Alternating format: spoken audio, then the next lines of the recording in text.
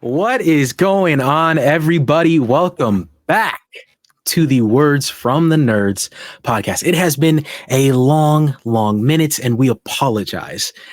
We've had a lot of stuff cooking. Like, as you can see, we have an official new member joining us permanently. We have the man himself, Benjamin Movies. How are we doing today, Benjamin? I'm great. I'm glad that we finally started doing it. You know, we've been talking about it for months. I'm just ready. I'm so ready to be here, talk about some great news, great trailers. It's going to be awesome. Amen. Yes. We have a lot of good stuff for you guys this episode. Aiden, but before we jump in, Aiden, how are you doing as well, brother? It's been a minute. Yes, I'm so excited, dude. I mean, like Ben said, I mean, we've been cooking this up for like 5 months at this point. Just talking about it, wanting to get back into it. I told Ben before Charley, even you came on. I told him, I was like, I've been wanting to do this for so long, but I didn't want to throw myself back in it if I didn't think we could go every week, go ham, get back to the way we used to do it. And so obviously we're sitting here now all gathered up on a Thursday night. So I feel like we could do it, and I'm excited. I'm excited to get back to doing it, and got a lot of good stuff coming up. So, yes. Especially in just this episode, we have a lot that we have not talked about. Obviously, it has been somewhere like 6 months or something since our last one. And this, having Benjamin join us, has been a thing in the process for quite a long time. Around those entire 6 months, actually, we've wanted to make that transition. I think in the last episode, we teased to you guys that we had a big thing to show you guys and tell you guys, and we never got around to doing that. So. But that was the big news that we wanted to share with you guys. We just never got around to doing it. But today we, as we joined in, there's lots of stuff we want to talk about, but we found out that both Aiden and Benjamin have both not watched one of the trailers that we are going to watch today. So Ben has not seen XMEN 97, the trailer that released today as of recording this. I haven't seen either. Oh, what? Oh, I thought you watched. Yeah. Okay, and Aiden hasn't seen X-Men 97 or the Deadpool 3 trailer. Yeah. So we're going to jump in with, right off the bat, which one do you guys want to start off first with? Actually, you know what? No, we're going to do Deadpool 3 first, because that one's the live action one. That one's probably the big and more important one. So we're going to start off with a Deadpool 3 reaction trailer. Aiden's first reaction. Ben and I have seen this already and goggled and oogled at it all week. So I've seen it like 30 times. To be honest. All right. Calm down, everybody. Calm down, pal. Bro's a trailer analysis guy now. That's crazy. All right. And if Are you I watching sound it stuffy, from Ryan Reynolds' page? Yeah, I actually am. I honestly just clicked like one of the first ones. I was like, oh well. All right. Yeah, if I sound stuffy, if my nose sounds real blocked off, it's because I'm just recovering from getting sick. But Deadpool and Wolverine teaser. I love how it's just Deadpool and Wolverine teaser. Just nothing else. All right. How do I guess this is the best we're going to get it. Yeah. All right. Am I ready? Yeah. Are you ready? That's a great question. Are you ready? All right. Oh, I can't wait to see it. I'm glad we're seeing this live, actually. This is cool. Yeah. Cool. I am wondering how, why do I keep, I'm just have to leave it right here. How the copyright situation is going to be. I guess we'll be fine, huh? Like, it's just going to give me a little smack on the hand. It won't be anything too crazy. Worst case, we can just pause it every now and then in the app. Well, I mean, or that. But actually, I want you to have like a full through experience when you're watching it for the first time. You could also just like blur it in the video. The audio should be fine, I would think. You think so? Okay. Well, I don't know. We'll see. Here's to trying. All right, ready? 3, 2, 1. Enjoy. Happy birthday to you. All right, okay. The hair, dude. It's been a challenging few years, for sure. But I'm happy. That is because of each and every one of you. I'm the luckiest man alive. Make a wish, buddy.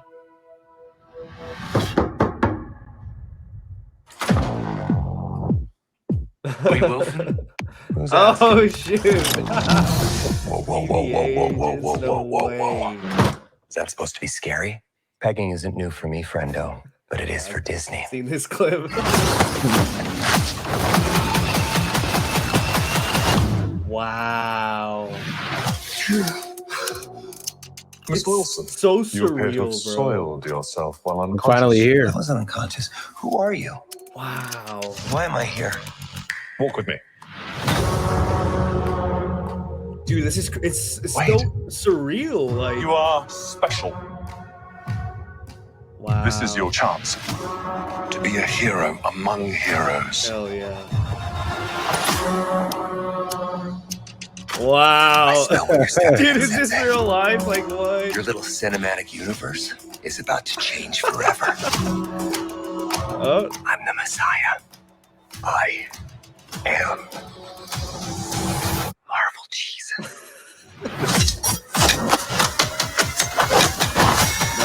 whoa. Oh, dude, chills. Yeah. God, please! Oh my God! Dude, what? God, I love this part. Wait! Oh, this is insane. This is actually insane. Yeah, dude. Yeah, I've seen this. Wow, bro. You don't just stand there, you ape. Give me a hand up. Oh, I'm actually dude. okay. Thank you very much. Are you kidding me? I mean, dude. Damn, son. $20 taste of KFC meal. I mean, dude, what? I imagine you were able to go the entire week, without seeing the clip of him reloading his guns in a sick ass Yeah. way on Oh, Twitter. Yeah. Dude, even seeing it now. Oh my gosh, it's just my. It's crazy. Yeah. It's Fills my crazy heart that up. we've come like to, and somebody said this on Twitter. This isn't my original idea, but to think about how the movie, the first one even came about because of a leak of some test footage, Yeah. and it wasn't able to play anywhere near the Avengers or anything like that. And now we're here and he's watching TVs showing Iron Man stuff and he's saluting Captain America. It's insane that we're actually going to watch this unfold July 25th or whatever it is. That was crazy, bro. That was actually insane. I mean, it moves so fast. Everything moves so fast. But like, just like, I mean, even that moment of him in the car with the blood splatter everywhere and he goes like that. Oh, like, bro, you telling me he's not going to be the coldest new addition in the MCU? Like, oh, man. That was awesome, dude. I'm very curious to see like where, I mean, I'm getting ahead of myself, I guess, but where he goes after all of this as well. Like, you imagine he shows up in Secret Wars, but there's no, I feel like, definitive idea of where he's going to pop up after all of this. Like, is there going to be another Deadpool solo movie? Is he going to pop up in the XMEN stuff, you know? And again, I know I'm getting ahead of myself where we still haven't, like, we're nowhere near this movie even dropping, but still, it's something to think about, I think. Yeah. Benjamin, what did you think of the trailer? I love this trailer so much. Like, I think watching it this time, it was kind of like the almost surreal feeling of like Deadpool in the MCU, which like we don't know exactly how that's going to look, and if maybe he's playing a more like background role, kind of fixing the universe almost, and we don't really know. But just the fact that like this is an MCU movie and like it's such a big step compared to not only like the X-Men films previously with Ryan Reynolds playing the character, but then the two Deadpool films, and even like with Hugh Jackman playing Wolverine and Logan, obviously, like somehow that building to this just doesn't seem like possible. Like, I don't know. Yeah. I don't know how we're here, but like there's so much potential for what they can do with it. And I hope that it's done very well. Yeah. So cool. And you just watched it. I'm curious to see what. I'm still like trying to rack my brain. I will say I do like the tease of Wolverine, and I did see a lot of people like after the trailer came out being like, why would they just tease it? Like they act like we haven't already seen him in the suit. And people are like, well, 90% of the people that watch this don't live on Twitter. And so like I can only imagine being those people on Super Bowl, like just seeing, oh, what's this? Oh, a new Deadpool movie, and seeing Wolverine and being like, whoa, like this looks cool. And so that just makes me think they're gonna have a ton of eyes back on Marvel, because I feel like maybe for a while it wasn't, like with Captain Marvel, being the most recent Marvel movie to come out. Even that, didn't that do like record low numbers for Marvel? And so I feel like this is a nice step back in that direction, especially with all the other news we're about to talk about. Yeah. That from some specifics I want to talk about in the trailer, I guess. And I don't know if you saw or noticed these things, Aiden, but this area specifically, and I'm sharing it. This area in the trailer is most likely the area from the beginning of Avengers Age of Ultron. And so this kind of gives us an idea of what Deadpool is actually trying to do in this movie. There's theories about, taking hints from the comic run of Deadpool Kills the Marvel Universe, which I don't believe a lot of people actually love that comic. So we'll see what happens with that, because everything that we've heard about this movie, at least from my memory, is that he's going through the Fox universe to off the Fox, most of the Fox universe stuff, at least from what I remember hearing. And so to find him in Sokovia or wherever they were fighting in the beginning of Age of Ultron, it seems strange to me, but obviously I'm all in. I can't wait to see what happens, who we see.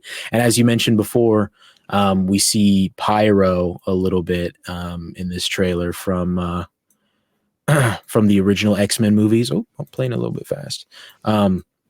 We see Pyro here, and I didn't know this was him. Couldn't he, like I had to have been told that afterwards. I had no idea that was him. But that's cool that they're even just giving us like a little hint as to the kind of crazy stuff we're going to see right in the trailer. But then also this shot, I don't know if you saw. Wait, can I point something out about the potential Age of Ultron scene thing? Yeah, really quick that I've been thinking about. I think I know where you're going. If Wade Wilson is brought into the TVA to be Marvel Jesus, to save the cinematic universe, or whatever approach they're going with it, why then would he be fighting the TVA if they're the ones who brought him in to go here? You know what I mean?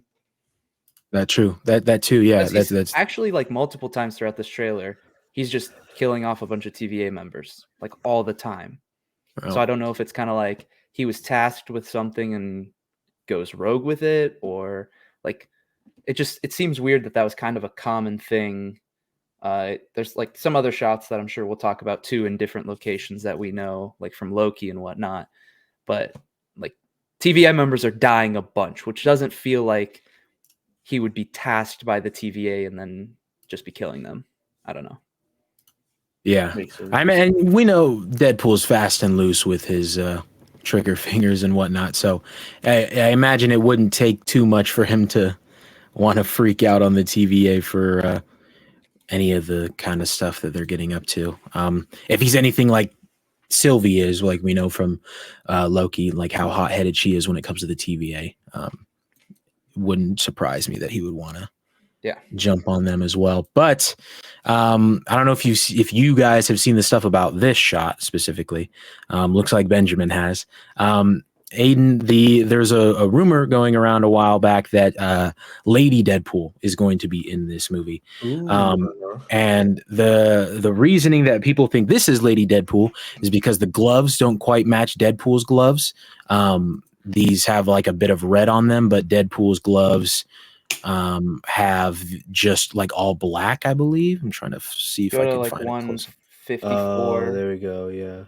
Yeah, where he 154. Yeah, he's literally holding up his hand. Yeah, it's like all black on the glove here. And then so with this person with the Uzi, they got red on the in between the fingers and whatnot. And also, as we know, Deadpool just uses his pistols. He doesn't use Uzis like that. And like these are just his pistols that he's flinging around. So Dude, and shot. Lady Deadpool uses Uzis. So and a lot of people think that Ryan Reynolds' real life wife, Blake Lively, is going to be playing her. That'd be really cool. Yeah. And some people think Taylor Swift, but Taylor Swift is most likely that she's rumored to be playing Dazzler if she's going to be in this movie. So, I mean, but yeah, there's lots of like, I mean, obviously for a Marvel trailer, you know that like you're going to find little bits and pieces of Easter eggs and whatnot. And as Aiden mentioned earlier, here's the Secret Wars, the 2015 version of Secret Wars, one of the comic book covers with featuring Dr. Doom on it. Can we shout out timestamps for people with only audio? Oh, yes. I completely forgot. At 2:03 in the trailer, of course, we're talking like the Secret Wars 2015, one of the covers of Doctor Doom stealing the Beyonder's powers or whatever it might be, which has also led to, weirdly enough, I've seen some discussion about this character at timestamp 148 in the trailer. I've seen some people say that this is Doctor Doom, and like I just what is like I mean I'm kind of grateful for it. Let me preface with that, because I remember we used to complain on this podcast viscerally about people saying the most outlandish theories and acting like they're absolute fact, and I feel like we've missed that for a while. Like that hasn't been a thing honestly, for a minute. Dude. So it's like, as much as it's annoying, like I'm glad that it's back, but there is no way this is Doctor Doom or a Doom bot, which I've also heard that as well. Like, you guys gotta be like out of your minds. I don't know what this is, who this is, but it is not Doctor Doom. Actually, I thought this person was actually, or at least someone similar to them, sitting next to Pyro. Actually, not looking at it now. I mean, they have like a similar kind of mask, but I guess the other guy is very, it's a lot more like Ant-Man mask kind of thing. Kind of looks like to me. Not saying that it's Ant-Man, but just looks like an Ant-Man style mask. Yeah, I wondered, that thing back there, that blade, kind of looks like the helicarrier, doesn't it? Oh yeah, I didn't even see that. Yeah. Back at timestamp 148 in the trailer. Yeah, that's a. Could this be like a? I forget the place. What the place is called in Loki, where they go when they the Void, pruned, or what is it? Is it called the Void? I'm not. Well, we already see that later in the trailer. Yeah, that is there. There is a shot of the Void. Damn, Ben's coming with the timestamps, bro. That's crazy. This little shot right here, 143, 144. This little purple cloud up here, for those who aren't watching the video version, heavily rumored, heavily thought to be Elias from the Loki show, and which would make sense. Like I could see this guy getting sucked up by Elias and eaten, and then watching Wade's reaction be like, "Oh fuck." Yeah. Well, what's also cool, if that is the same place we see in Loki season 1, it looks like they have a little TVA base set up there or something, as if they're like trying to explore more of the. Oh yeah. So, but what's interesting about the where obviously we've seen from set leaks and everything with Deadpool and Wolverine fighting like that in front of the Fox, sign, if that is another variation of like a void area where people go to get pruned. We see a crashed helicarrier looking thing. We see Ravagers walking around with like their tech and their cloaks, and also we see a Fox Universe or a Fox Studios crash sign. So could it be like the Void from another universe, or like from the Fox universe? I don't know. Like, or could these things go hand in hand? Is what both settings go hand in hand. Is what. Can you go to 116 real quick? 116. This desert shot? Yeah, the desert shot, for me, that like vehicle in the very back that's got like the thing sticking out of it, that looks like the same as this thing from it looks like this, but the 147. coloring Yeah. is really different. I don't know. Well, you know what that first at 116, you know what that landscape really looked like at first was when they found Thor's hammer. Oh, really? Interesting. That's what it kind of strike. Well, I New mean, Mexico, they're all yeah. deserts, like, you know. Yeah. I heard It's an easy somebody comparison, but make a crazy claim and say that this was like the start of Iron Man 1. well, I mean, you could say that. I You could could see say where that. Loki crash landed in the first place. You could say Thor's hammer. I mean, lots of. I mean, we're dealing with Deadpool. Like he could be all types of any three of those. But I'll be that's honest what though, first struck I me don't off. think that we are revisiting like canon MCU universes that much. I think we're looking at it from a distance and like kind of tying off loose ends on other franchises. So like 20th Century Fox, those movies and whatnot. Like we're kind of tying loose ends on those things. I don't think it's going to be as much of like Deadpool shows up in Iron Man and changes something, or in Captain America and changes something. I think it's more like backstage than that, and like dealing with other universes. I mean, it makes sense. Yeah, Deadpool is coming from that universe, we're assuming. So Yeah, I could see. I especially like with what we've come to expect is going to be happening in the future, like with other multiversal stuff and Secret Wars and all this different places we're going to be bouncing around. I don't imagine that, especially like I don't think that we're in a place where we need to go and revisit old MCU stuff that has happened recently. It's just, I feel like me personally, that would just add more fuel to the flames of the people that say like the glory days were phases 2 and 3 and whatnot like that. And so, which I've always thought that's a dumb argument. I think there's hits and misses in every single phase, for me personally, but that's a discussion for a different day. Obviously I love the shot that they're setting up here at 113 in the trailer. I've never been a big like Deadpool comic reader, but I guess he, according to people on Twitter, he really idolizes Steve Rogers and loves him. And so to see him saluting him here. ooh, nice little Winter Soldier shout out right there. Yeah, right in the middle. Yeah. I think those are all. I think they showed this one is 3 Winter Soldier.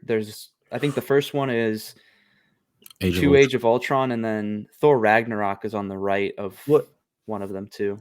What's interesting is that monitor in the back before you switch Charlie up. There you go. Sorry. No, you're good. It's it showed a whole bunch of split timelines right over there by the first monitor. Underneath. Right here. Also, to the right of Wade Wilson, like kind of crotch level. That looks like timeline stuff too. Yeah. Oh yeah. Also, I want to point something out that I am like just noticing. This point in the trailer, look at Wade's outfit. That's the same outfit that he's wearing at the very start of the trailer, like the birthday party or whatever. But then if you go to like basically like 59 seconds, 1 minute into the trailer, this outfit that he's wearing is so weird and different. And also like, I can't read what's right under his name there, but it looks like the first word looks like sales to me. Like sales. The second word is consultant. Yeah.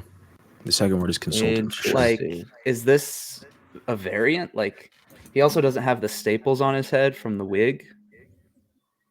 I don't know. Yeah, that's true.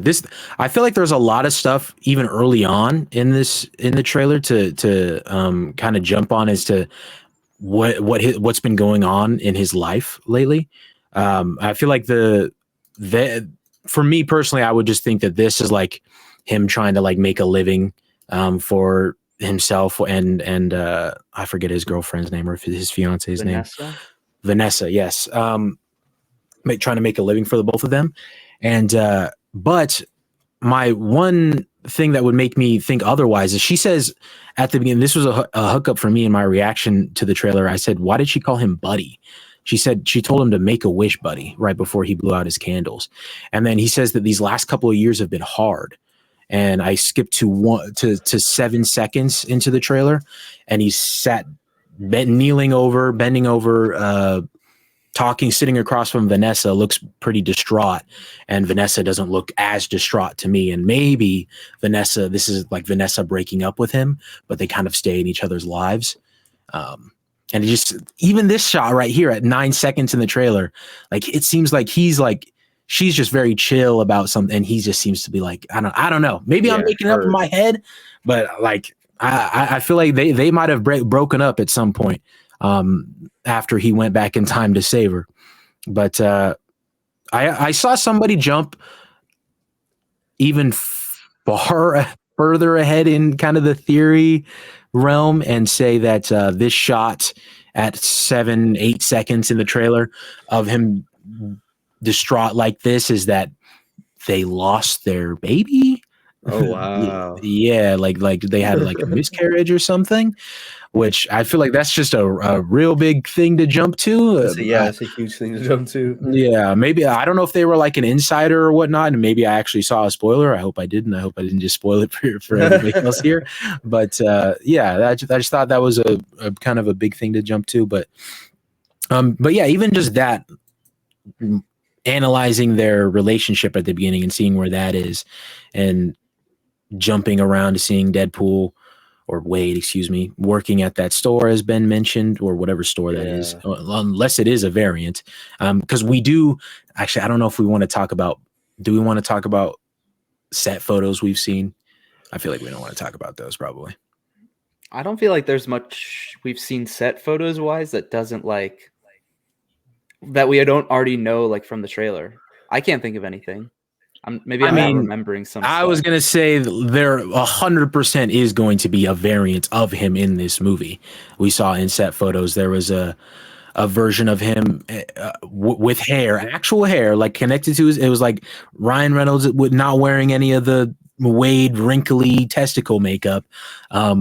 And then he had like people were making jokes about like the MCU-ified suit, and it just looked like heavy armor Deadpool suit. I would look it up and throw it on the screen, but I don't want to do that just in case. Sure. Well, are we considering Lady Deadpool a variant or separate character? I mean, I guess would we consider Sylvia a variant? I think so. Yeah, I would think so too. Yeah, because I feel like if you don't say if you say it's not a variant, then the idea of a variant gets very jumbled to me. Yeah, at that point, and I think saying everybody's a variant of this specific person, no matter what their gender or however they look, is like I feel like that's the way to go about that.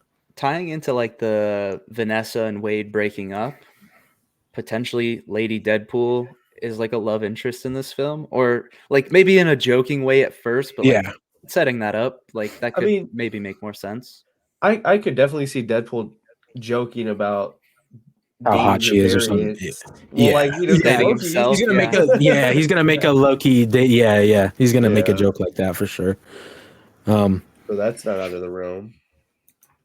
That's actually crazy. I can imagine like most of the jokes I feel like he's gonna make a joke about that. He's probably gonna make a joke about the MCU being so kid friendly or something up until now. He's going to say something about him getting to be the first rated R movie in the MCU, I'm sure. Yeah. That kind of stuff. Oh, okay. So I just looked up a roundup of like all the set photos, and there's I haven't even seen these. So many, dude. Yeah, I haven't even seen many. Yeah, like I all the 3 vehicles, like I just saw those. I don't know if y'all saw if y'all saw any of those. I did not see any pictures of the vehicles myself. Well, no. if you want to avoid spoilers, skip 5 seconds. We're not going to delve far into this, but just so I can say it out. In 3, 2, 1, there's a Fantastic Four car, Red Skull's car, and Moon Knight's van from the TV show that he was in. All right, no more spoilers. But yeah, so I just saw those and the one you were talking about with the hair, where he Charlie, can you do me a favor real quick with the trailer? Yeah. Can you slow it down like to 0.25, because that's the only way I could catch it. And literally this next scene that's about to play at 117, not the guy, the shot of the behind the head, but the Yeah. next one, it's only on there for like a frame, but when it becomes a full image, just pause it real quick. I guess that was not the greatest pause. Hold on. Am Right I here. crazy that this looks like a dinosaur skull with teeth, and then on the right it looks like snakes? Like, am I crazy for saying that this is like a Oh tomb yeah, or that's some sort of like snakes. temple? Yeah. Oh Bro goes wow, to Indiana yeah. Jones. I'm That'd just be crazy. like I don't know why the shot is so short in the trailer, but like Yeah. it's such a strange little inclusion. I don't know. I have seen people talk about this shot, but they said stuff that I don't agree with. They said that this looks like Hulk's room from Thor Ragnarok, but Absolutely not. the only thing that looks similar is this big mouth dinosaur thing or whatever that Hulk Yeah. also had in there. Everything else does not look similar whatsoever. Interesting. I don't know anything about Star Wars, but is when Luke gets dropped down into the Rancor pit, does it look like this? I don't know. This could be Jabba's Honestly, palace. a little bit. Yeah, like it. I wouldn't put it past them. I mean, same parent company. Yeah. Damn, that'd be crazy. That would actually be insane. That is I a can really see cool like with shot. Sean Levy directing, just like what he did with Free Guy, and how he brought Yeah. in like MCU elements and then like the lightsaber stuff at the end. Like, I can see him pushing to try to make that happen, but I could also Yeah. see that pissing so many people off, Marvel and Star Wars fans alike. Are we kind of nodding our heads at that being a scroll, like right before the I mean the ears don't really convince me, but like who else could that be? Right before, yeah, like right No, there was there. theories on this. Yeah, who I forget who. is that? X? It's no, it's Professor X's twin sister. Apparently, Yes. she's That's the who she is in Yeah. the movie. That's right. yeah, she's the Okay. villain of the movie. Apparently, That makes a lot more sense. I did a whole TikTok over it. Wow, yeah, that makes a lot of when sense. I was now. first watching it, I thought I said, "Is that the ancient one?" Just Oh, because wow. I looked like You it was said a that in bald. your trailer reaction, I think. Yeah, I did. I was like, this. I just saw bald woman, and I was like, "Oh, ancient one." But no, yeah, it's Charles Xavier's twin sister who he tried to kill in the womb, I guess. That's right. Okay, cool. Yeah, that makes a ton more sense. Yeah, awesome, dude. Cool. I'm glad I caught that, even though I was kind of wrong. I wanna bring up the tag of the movie. Like they put it in the description, and then also like the text that plays like throughout trailers, kind of how it typically does. I forget when the first one plays, but it's everyone deserves a happy ending. There you go. Yeah. I think they say like this July, and then at some point it does that. But everyone deserves a happy ending. Like a lot of people think is in reference to Wolverine, just because his last appearance was Logan, and he didn't have a happy ending. And I like they're not saying that they're going to reverse anything from Logan, because I don't think that we're getting Logan's Wolverine, truthfully, because that just doesn't. I don't think that really like fits with what they're going for, and I don't think that they would change anything about Logan. But I do see that as almost like we're bringing back Wolverine, and he's getting just like a happier send off of Hugh Jackman playing the character of Wolverine, not necessarily like his definitive canonical ending, but just that like his last appearance was like super depressing. Yeah. As long as they don't touch Logan, that movie specific universe, do whatever you want. Boy would go feral. Yeah, Boy would go feral if they touch Logan. Yeah, I mean, I feel like people would even if they are giving just the overall character of Wolverine on the TV, on the movie screen, a happy send off. I feel like even that would make some people upset. Like, oh, the last time we saw him was Logan. That should have been it. Like you're never gonna be able to please everyone, obviously, but yeah. Oh well, what can you do? Nowadays, it seems like you can almost do nothing. Yeah, But I'm excited, dude. That was a damn good trailer. I'm glad I saved it yeah, for the pod. What a shot right there. What a I shot. love this. I love this so much. So And good. we talked about it in the group chat a little bit, and Aiden even talked about it a little bit here too. And I do agree. I think it was a smart move to wait to show him. And you know what I'm worried about also with like the next, because we know there's going to be more trailers. And I feel like we get into this trap a lot when it comes to the MCU. The first trailer, sometimes, unless you guys are mad haters on the Marvels trailer, fucking losers. So, and the first trailer doesn't like gives you enough to like hook you in, and like we'll praise them for that a lot of the time. But by the second trailer, they're showing too much. They're giving us like the entire, like too many scenes that we don't want to see, too many moments that we don't want to see, or sometimes they'll just show us stuff that is like cut out that is really cool and we'd love to see and is cut out altogether, you know? And so I don't want that necessarily. And I'd love to say that like I'm not gonna watch any trailers after this, but you know, my willpower is not too great when it comes to stuff like this. So I don't know if that's really gonna hold up.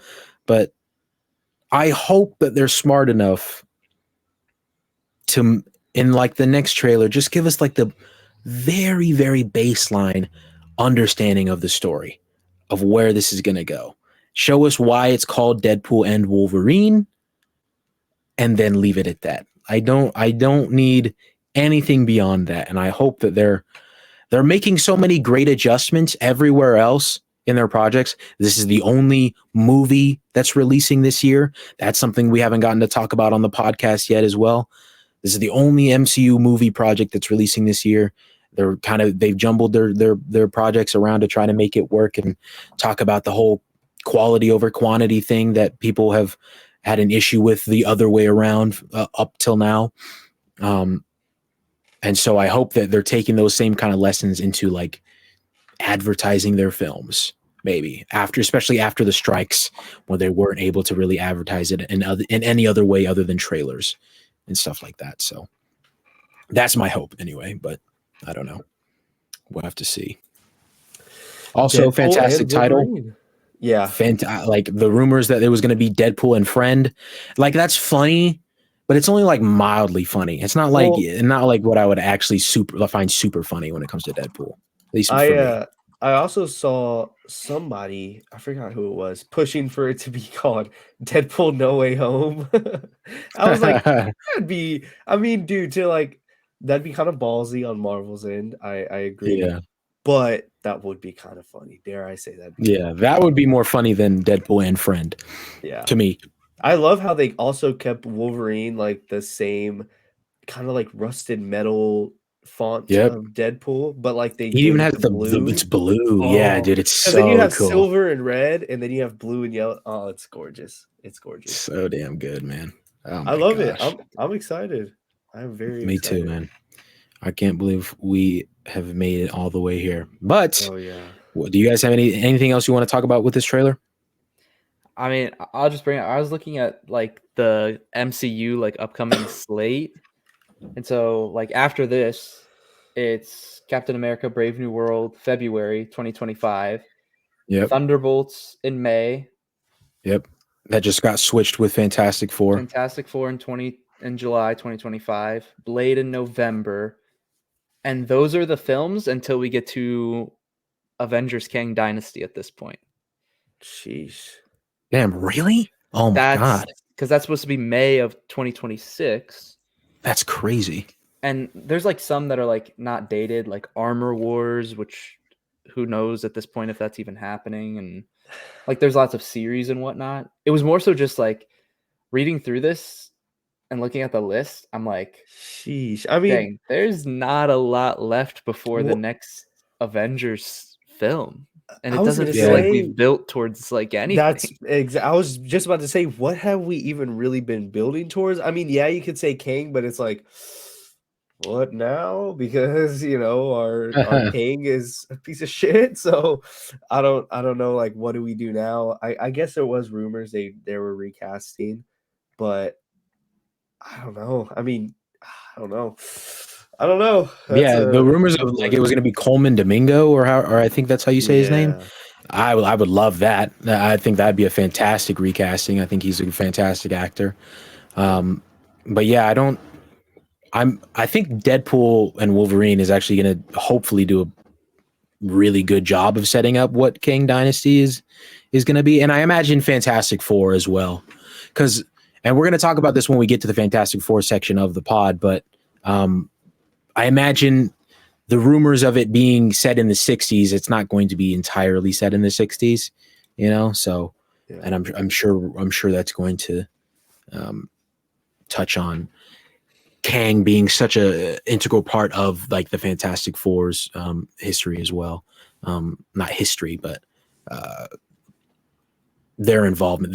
He's not like a specific Fantastic Four villain, but he is connected to Reed specifically and whatnot like that. So, yeah, we're good to go ahead and load up this X-Men 97 trailer. Going into this trailer, I am apparently the only one that has seen this trailer. Yeah, what should I be prepared for? Well, did you watch the original show back? Well, obviously you weren't around in the 90s, but did you watch it when you were a kid at all? I might have seen a couple episodes here and there, but not enough to like take anything away from. Benjamin? Bro, I've seen 0 animated superhero shows. Even like when you talk about like the Spider-Man animated TV shows, I ain't watched that. So you're not even gonna watch this show then. I know you're not gonna. We're gonna get to when the show comes out, and you're gonna be like, "Sorry, man, I haven't seen it. I don't know." I'd watch it, but if you're telling me that I need to go back and watch a bunch more, like to prepare for this. No, I will say the trailer does a good job of like setting up like the stuff you really need to know about the show. But so you've just Invincible. That's it. That's all you've. That's the only. Yeah, that's crazy, bro. That's crazy. Okay, well, whatever. I've seen Wait, did you guys watch What If season 2? We haven't talked about that. No, brother, I haven't watched anything from Loki to now. Like, oh my god! I think I have been, which I'm happy to finally admit it. I think I was just burnt out of the MCU. I think so. Like after so much misses, bro. Like I hate to say it, but after so much misses, bro, I was just kind of like, bro. The thing before What If was Loki season 2. I know, but it was amazing. That was fire. I've just like, I haven't felt the need. Which again, it could be toss up to One Piece. Like that literally has just been my entire life. I could just chalk it up to that because I hadn't even watched any new movies and I didn't catch any like releases except for the main ones last year at the back end. So I could just chalk it up to that any free time I had instead of watching something, I just watched One Piece. So yeah, I haven't checked any of it out. I mean, I'm not going to lie. Like the main reason that I watched Echo over the course of like 2 days was because I thought we were going to talk about it on the podcast. I was in no rush. Honestly, so I get what Aiden's saying. I don't know. You guys are crazy, bro. I mean, obviously now I'm like words from the nerds, my ass.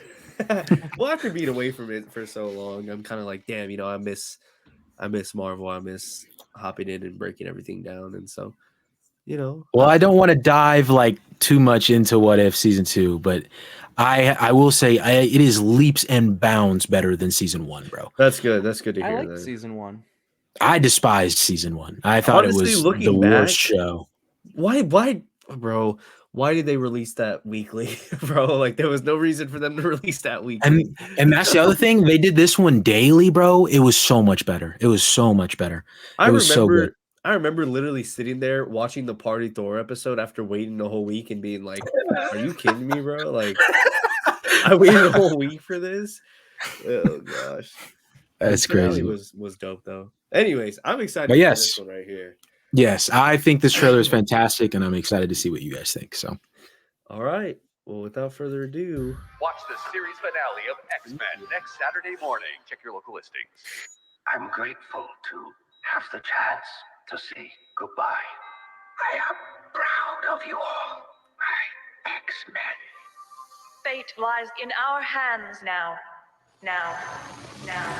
Damn, kind of a like Even just that clip right there kind of makes me want to watch the show. That was heat. Yeah. We have to stay vigilant. Ooh. The professor entrusted us with his dream. No matter how dark it is, Wow. Oh, I like that. we must believe in each other. Oh, that. Ooh. Oh man, this is big. Oh hell yeah. We get this done by working together as a team. Jeez, Thub, keep buzzing in my ear. This Oh, that soundtrack, bro. Oh. Yeah, that's hard.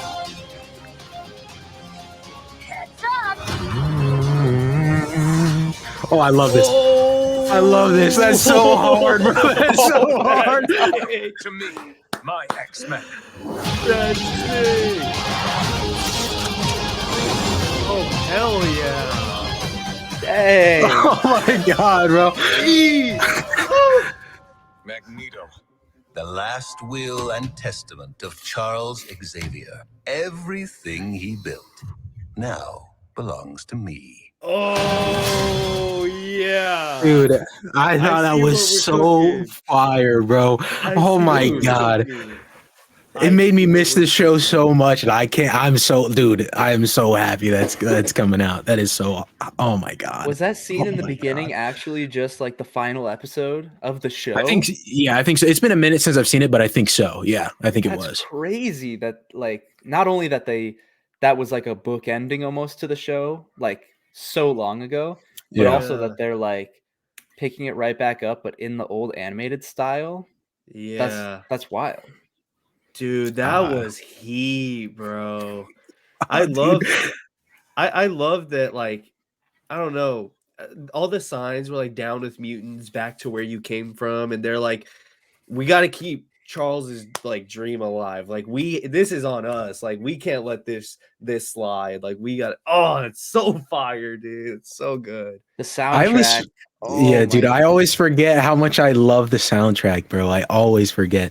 And like that's the start of like that's the theme for it. So at the beginning of every episode they would play like that song. I mean, that was like a more epic version of it for sure, which I loved it. Like that was fire, but oh my god, man. Like it never doesn't get you hyped up. Like that song is so oh my god. Oh yeah. I mean, is this not correct me if I'm wrong, is this not Magneto right here in the center stage? Yeah, I definitely. mean, dude, like, I know what we're cooking, but like, oh my gosh, bro, dude. And then the line of "to me, my X-Men" that Scott says, dude, Cyclops is like my favorite X-Men. Yeah. I am so excited. Like, I hope that, and he got a lot of focus in the original show, and so, and I hope that carries over into whenever they end up doing X-Men in the live action stuff in the MCU. I hope that carries over because he was sidelined so damn hard in all of the old X-Men movies. Yeah. But just to see him leading the team now that Charles is gone, and he to me, my X-Men, they all roll up. Oh, dude, this is so sick, man. Well, that's what I was gonna say. It looks like he's leading the team now. Like they did give him a lot of focus. I think everything he's in, or every shot of all of them, I mean, I'm thinking of two at least, he's like in the front. They're at the when he calls them all to him, and then whenever he's talking to Magneto, he's in the front also. Yeah. You can go ahead. Bro, it's just fire. It's just nonstop fire, bro. Like, dude, Storm looks sick too. Like, oh my god, bro. Charlie, I have a question for you, because I feel like you can share a lot of insight just because you've seen the original show. So, like, my god, what do you think of just like the animation style, even like the voiceover work in comparison to like what you remember? See, the voiceover work is a little bit iffy to me. Like, obviously, like I'm not going to be too much of a stickler about it. It's like 30 years later. Like, I understand that. But like that little scene of when and I'm not going to play it with audio, but I will just play at regular rate. That little scene when they're sitting in the Blackbird or the X-Jet or whatever it's called, I forget, but this little moment at 56 seconds into the trailer when Scott's talking to Logan. Like, it doesn't exactly sound like how I remember, but again, it's been a minute since I've seen it. But I did see there actually is a new voice actor for Scott. I believe the old one, he wasn't able to do it, but a lot of the same voice actors are the same. They brought them back. Apparently Wolverine is the same, but even he sounded a little bit different to me. But again, it's been 30 years, so I'm not going to hold that against them. Yeah. But as for the animation isn't actually like exactly the same. For shots like this, like the way Logan's moving, that's pretty much the same. That's like the same kind of 2D movement. But then there's a shot, if I can find it, of like Logan jumping down or landing somewhere. When he lands, he very much looks like even this shot of Gambit riding Logan and igniting his claws, which, oh my God, is so I can't get over this shot. Dude.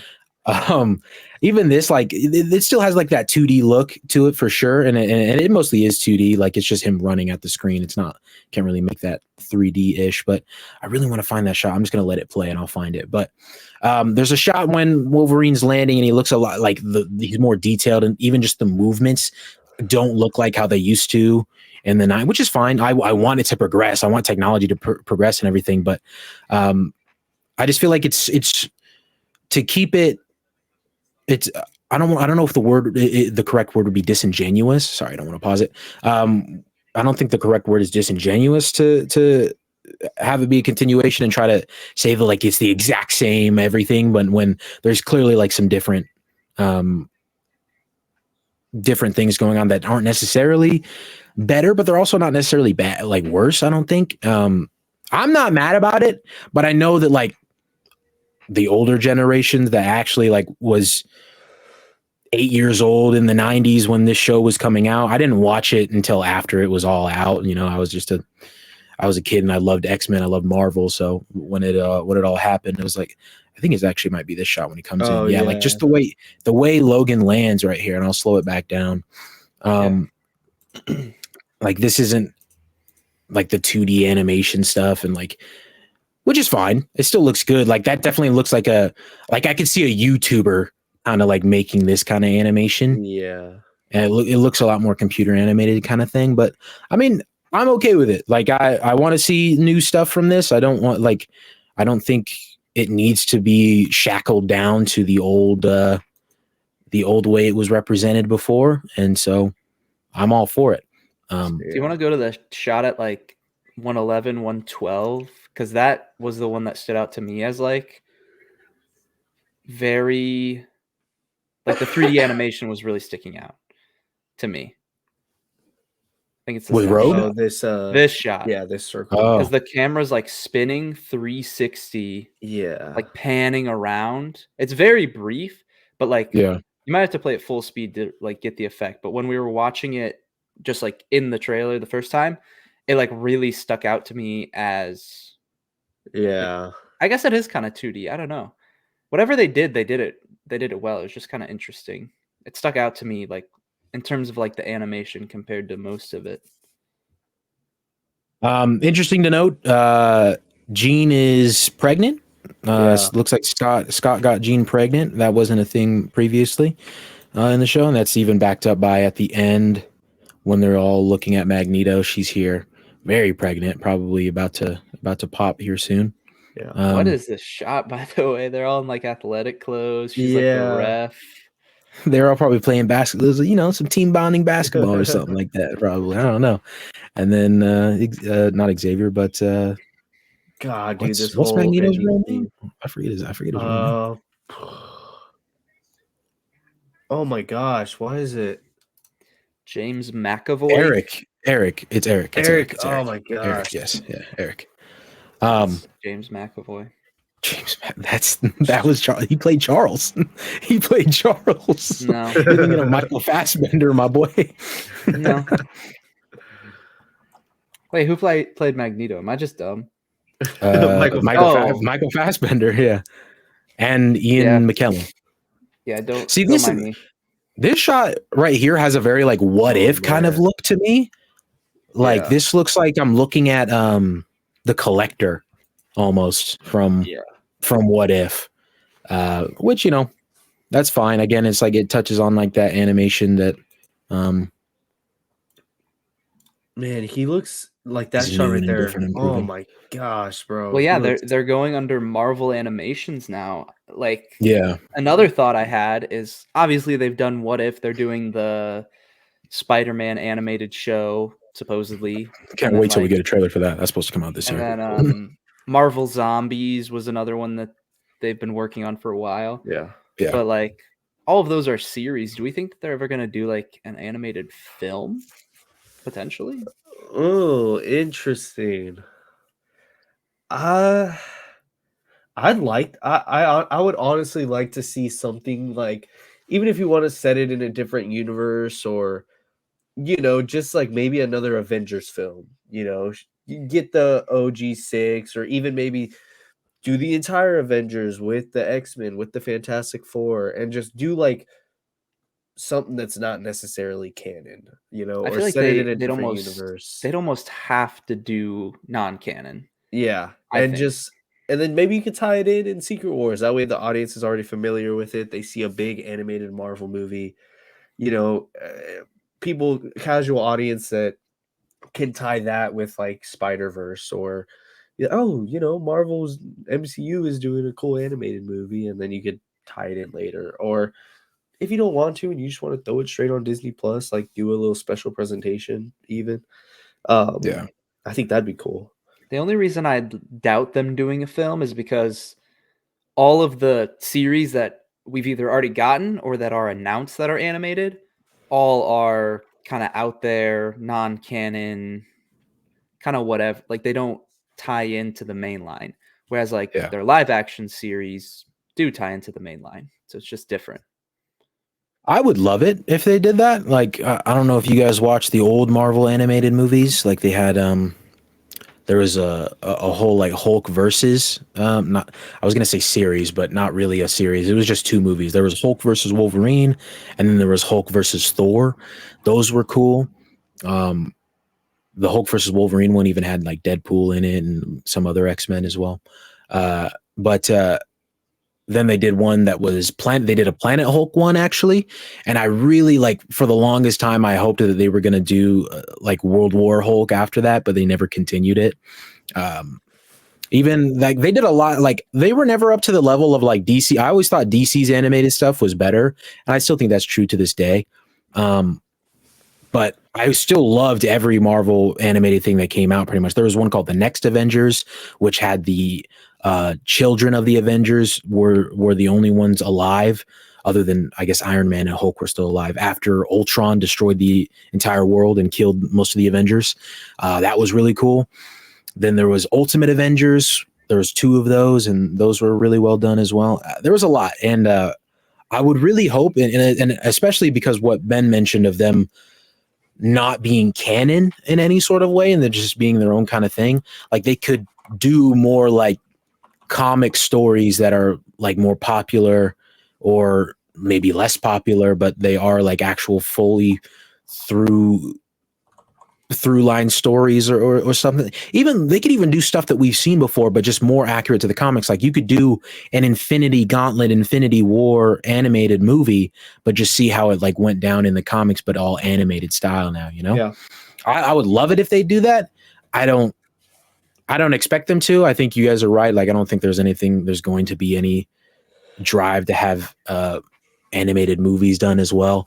I feel like what they're doing right now is establishing like a baseline of different animated shows that they can continue working on for forever. Like, I don't know if you guys know, What If Season 3 is already confirmed. They already released like a little teaser of it. I'm sure there's probably going to be another season after that. I could see this Spider-Man show that's coming out getting another season just because it's Spider-Man. And then X-Men, I'm sure we'll get another season as well if enough people are watch it here in a month. But I would love it if like they branched out a bit more and did some cooler animated show stuff. Like, I already think that's a cool idea that they're continuing the Marvel Zombie one. And I think that'll be, I think it actually is a direct continuation of what was left off with the What If one in season 1, which is really cool. And so I hope that they don't like pigeonhole themselves though at the same time, like just setting up that foundation and then trying to follow through with all of these shows and just keep these the only shows. Ever since this trailer came out today, there's been a lot of not a lot, but a couple of people that have wanted to bring up a 90s Spider-Man revival as well, which I would love. 90s Spider-Man and this X-Men show crossed over, I believe, twice, only on Spider-Man's show though, not on the X-Men show. But it was the same voice actors and everything. And so they are in the same universe, and I think that would be really cool. And obviously, I love the Spider-Man 90s show, but again, I think that's just wishful thinking. I don't think they're ever actually going to do that. Real quick though, I actually thought this is a super cool poster, and I'm going to share that. Oh yeah, I loved it. Oh, I loved that poster.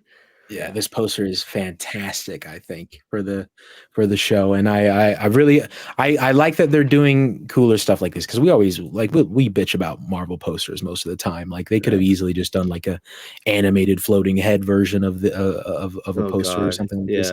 But this is super damn cool. You get all the characters on there, and then it's just like old school kind of retro style. Like Dude, that's so I think we're very much of the generation that still had like VHS and stuff like that, so like we can still appreciate it. But I think even like Gen Alpha below us who didn't have VHS, I still think that they would find this cool. I mean, I can't fully speak for them, but whatever.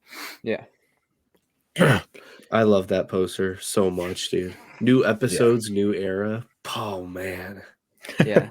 The interesting thing to me also is that they didn't, I mean, I guess no, they don't say this with every show, maybe, but they didn't say like new episodes starting on March 20th. It just says new episodes and that kind of thing.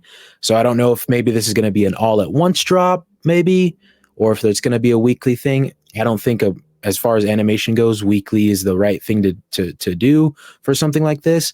I mean, something like Invincible, they get away with it because they're like 50-minute episodes and they're really highly 3D animated, detailed, and everything like that. I don't know if a show like this would quite get away with the same thing, but I'm just wondering if you guys think this is going to be like a all at once drop or like a weekly drop, and what would you prefer, I guess? I mean, I feel like it depends on the approach that they take, and also I don't even know if we know how many episodes they're going to do. Like what was a typical season for like the show previously? I looked at it on Disney Plus today, actually. It's kind of all over the place. Seasons 1 and 2 have 13 episodes, and then there's 4 seasons total, I believe, or 5. No, there's 5. There's 5. And then season 4 had like 19. Season 3 had 19. Season 4 had 13 again, and then season 5 had 10. So it was like, or no, 4 had 22. Excuse me. And so it was just really all over the place with their episode count.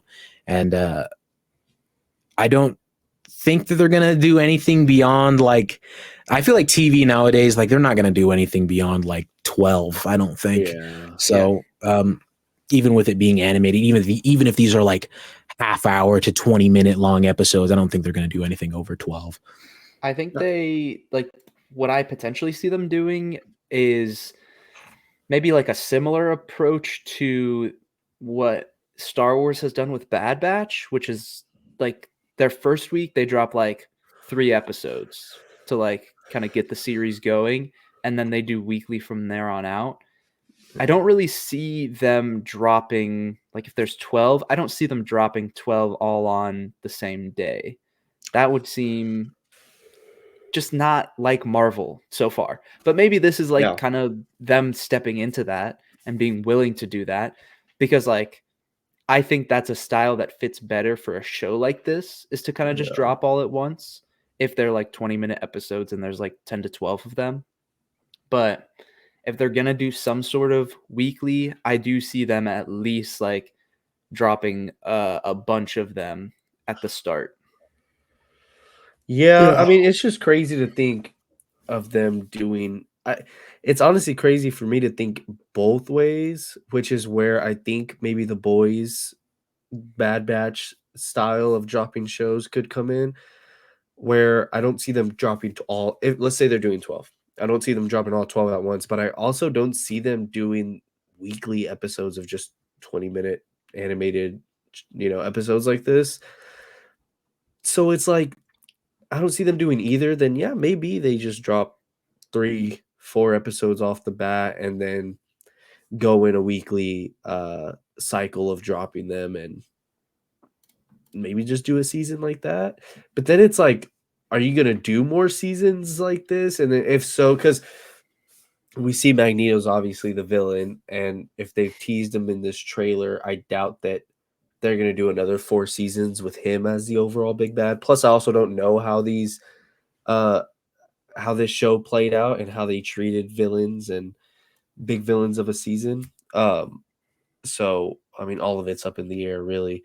Yeah. But if you do go multiple seasons, do you just bring someone else in? Do you do the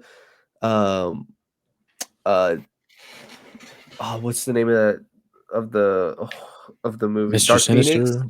Do you do the Dark Phoenix storyline? They did do that in the original. Oh, they did already. Yeah. Okay.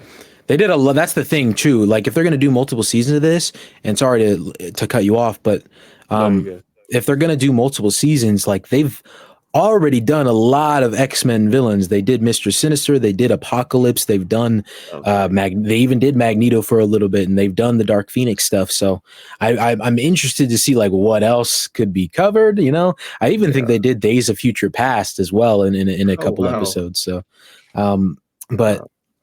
Where they go from there in multiple seasons, and I don't know. Maybe this could maybe just be a one and done thing. So maybe like what I was mentioning before about them wanting to set a foundation of shows and then just go from there might be a little misguided. But I don't know. I guess only time will tell. I mean, I'll be interested. It's a good way to try and get maybe the casual watcher adjusted to X-Men and X-Men villains, so that whenever you do start introducing the next saga, I'm assuming with X-Men, with the X-Men and whatnot, after we get through the multiverse saga, then maybe by that point a lot of the casual audience would be used to these characters and these storylines and these villains and stuff. And so if I'm Marvel, I'd probably shoot for at least 3 seasons of this. Just to get that goal of like, hey, we should probably get people invested, or else no one's going to show up to the theaters for these movies. Yeah. Well, with that, is there anything else that you guys want to touch on when it comes to X-Men 97? I think I'm good. Yeah, a phenomenal trailer, dude. Phenomenal. I'll be honest. I'll watch it. Like, no way. I do not believe you, bro. Serious. I do not believe you. Have some faith. I don't believe you for a second, bro. I do not believe that for a second. Watch it. I will. Okay, well, I hope that day comes to fruition where we get to talk to Benjamin about what he thought about X-Men 97. I know Aiden won't get to watch X-Men 97 until at least probably June when he finishes all of One Piece. Actually, I don't know how fast you're watching. You probably finish One Piece in like April, probably. I'm willing to bet. I'm aiming for September. It just depends. Like, there's some batches where I have to like. What did you just say? What? Oh my God. You're 7 more months of September? Oh yeah. To get aren't you already halfway through? When did you start? So that's the thing. Like, I started around, I think October, but the first arc, the first like maybe 100-ish episodes, I was just like, I wasn't making time for it. I was like, I'll get to it, right? Like, I was still like in that stage. And then I got to one arc that absolutely hooked me. And then that's when I just started like, because if you check my TikTok, I wasn't like, there was like weeks before I sat down and recorded another episode. And I mean, now I'm 3 arcs ahead of what I'm posting on TikTok. And so I'm flying through. It just depends on how much I have to sit down and record. But I covered 100 episodes in a week one time. And like, I think December 24th, I remember because I was over at Brandon's watching it.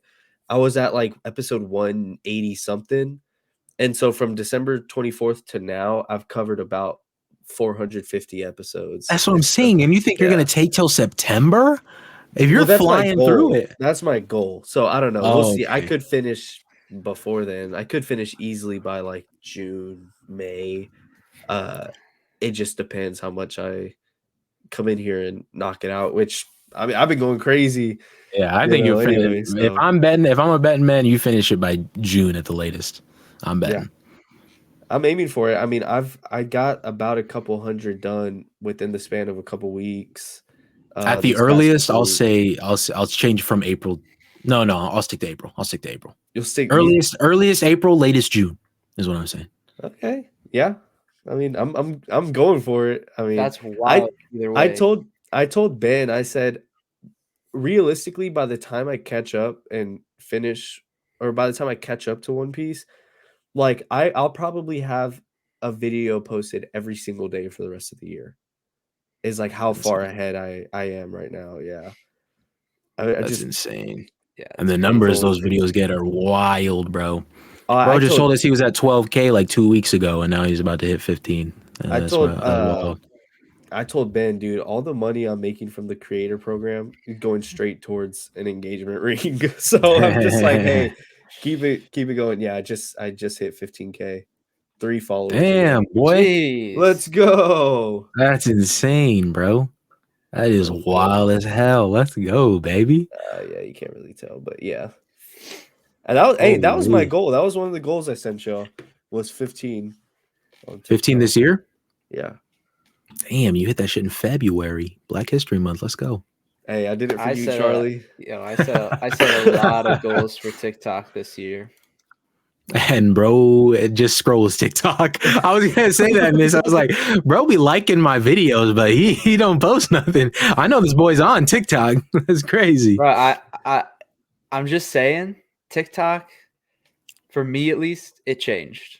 Like, it changed what TikTok looks for, and the things that I'm passionate and the content I like to make.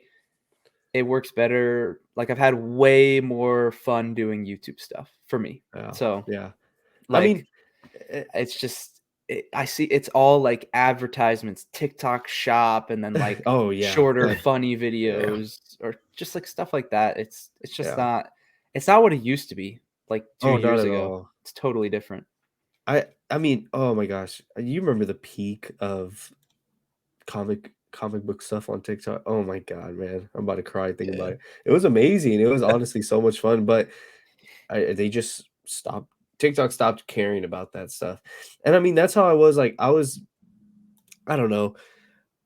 I really started posting the One Piece videos because I was like, oh, I'm just transitioning. I was like, I'm just gonna transition to reactions. I don't have to like stress myself out thinking about a deadline for a TikTok or like every time a piece of news drops, like having to talk about it. Like I think I'll just rather do the reaction stuff. And Brandon was like, I don't know if you'd be interested, but you could post your One Piece reactions. I know a lot of people look out for that stuff. And I was like, all right, yeah, sure. Like I'll do it.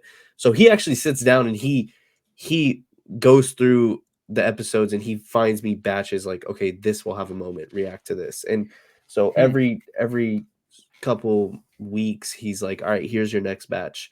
This is what you will sit down and look out for. Dang. So yeah, he's been, bro, shout out to him. He's been an absolute G. Dang, I was bro. like, dude, you're like, he's bro's a dad, bro. Bro's a dad, and he's sitting down doing that too. That's crazy. He's half the reason my stuff has gotten to where it's at. But I started it. I was like, I'll just post them so that I have them to look back on, and so that you can watch them. And so once they started doing kind of crazy, I mean, even before they did, I was loading up on them. But I got in that groove, and then the YouTube fell back a little bit. But now it's just like, you know what? Oh well, I'm just gonna have to. This is just what I've been in the groove of and what I've loved to do the past couple months, and so that's just what I'm gonna do. And so you will return to the YouTube stuff eventually, then? Yeah, that's what I want to hear from both of you guys right now. Yeah. So you're gonna return to the YouTube stuff eventually?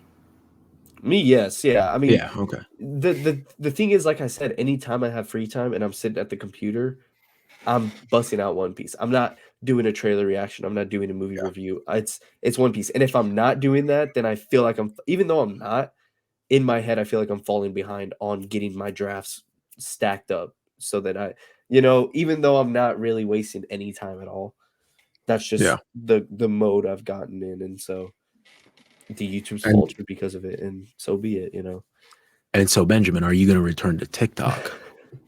So the simple answer is yes, but not in the way that it may seem. What I used to do for my YouTube videos, or just in general, that I think I'm going to go back to, is when I would make a full-length YouTube video, I would also prep a shorter video that could go on Shorts and on TikTok that was like less than a minute long. That was basically like the video kind of condensed, but it was also edited differently and separately. It's not like it's, just a snippet from the video. Sometimes it was, but sometimes I'd make it like its own thing. And so the day that I would post the YouTube video, I would also post the short video that would kind of tie into that. And I stopped doing that. I mean, ultimately, I took a break from YouTube videos for a little bit, but when I even came back to doing YouTube stuff, I didn't do that, but I plan to do that, and it's more so also kind of connecting to the YouTube, because like it's the content that I want to make, and it does well on YouTube. And there's not really a reason to not post it on TikTok, because it's still the content I care about. I'm not trying to like cater it to TikTok for any reason. So like I will be posting on TikTok every once in a while, but it's not in the same, it's not the same it used to be, I guess. It really isn't. Then that's kind of where I was like whenever I decided to just completely switch it up, because even for a little bit, if you go back, I was still like trying to be like, okay, I haven't posted in a couple of days. I need to find let me find this filter to do a video, or like let me talk about this news that just dropped, or this news that dropped a couple of days ago, to try and like catch myself up. And so I just kind of got to the point where I was like, it's just not there, and it's not going to be there, like, and it is what it is. You got to just do what you love to do, what you have fun doing. It's you can't, as much as you try, as much as any of us try, we can't get that 2020, 2021, 2022 TikTok back. It's just, it's not gonna be the same. Yeah. So, I want to talk more about it, but I guess we'll wait until like the podcast we're done with the actual podcast section. But I transitioned over to the Fantastic Four graphic. This, for me personally, is the big news of the week. Obviously, I loved the Deadpool stuff. I loved the XMEN 97 stuff, but this has been the news of the week for me. This is something that we at this podcast have been waiting for since 2020 too. So to finally have this just pop up as on Valentine's Day yesterday, just out of the blue, is something I did not expect, but I am very happy that we got. And obviously, there's lots of stuff to talk about with this, and I want to try to like warrant it to like specific actors, and we'll dive into each different thing with them. And so, is there a specific person that one of you guys want to talk about first? Yeah, I was gonna say we start with we go Reed, Sue, Ben, and Johnny. Okay. I feel like Johnny's the most controversial. Ben is the most like, okay, like we didn't see it coming. And then obviously Pedro's been rumored a while, and then Vanessa. Yeah. I say we go Pedro, okay. Vanessa, Iban, and yes, that's what I was going to say. First, I was going to say first. Well, if for some reason you've been living under a rock and you have not heard, and you're listening to our podcast, the official Fantastic Four cast in the Marvel Cinematic Universe goes as this: Reed Richards is Pedro Pascal. Sue Storm is Vanessa Kirby. Johnny Storm is Joseph Quinn. And Ben Grimm the Thing is Ebon Moss Backrack. So, which yes. First, we are going to dive in to as Aiden mentioned. I almost said Reed. As Reed mentioned, as Aiden mentioned, we're going to dive into Reed first. Pedro Pascal, my boy. Who wants to go first? First things first. Out of all the gosh darn fan casts, all the rumors that we talked about, how did Pedro Pascal not once come across come out of any of our mouths? I don't understand because even when we were talking about the rumors for some of these, it was after The Last of Us, it was after the Pedro, maybe even during the Pedro Pascal hype. How was this man never mentioned as Reed? I love it.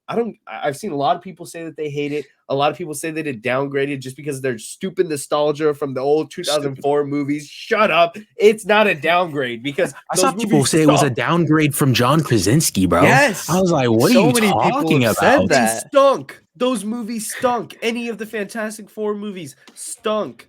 Why is everyone trying to come out of the blues? Oh, actually, I liked it. Okay, cool. It was a good Reed casting. All right, cool. Stop letting nostalgia blind you. Give it a shot. Real. Everyone's going to be talking shit. I think Pedro can do it, and I love this casting. I absolutely adore it. Pedro is obviously my king, my goat. He is our Joel. Like, he's our Joel, bro. Like, I'm not complaining. So that's just something I wanted to get out of the way. One, how did we not see this coming? And two, let it play out. Just let it shut up about the damn 2004 movies. Who cares? This is 2024, 2 decades old. All right, someone else take the stage. I'll let Benjamin go here. I want to say, you said, how did we not see this coming?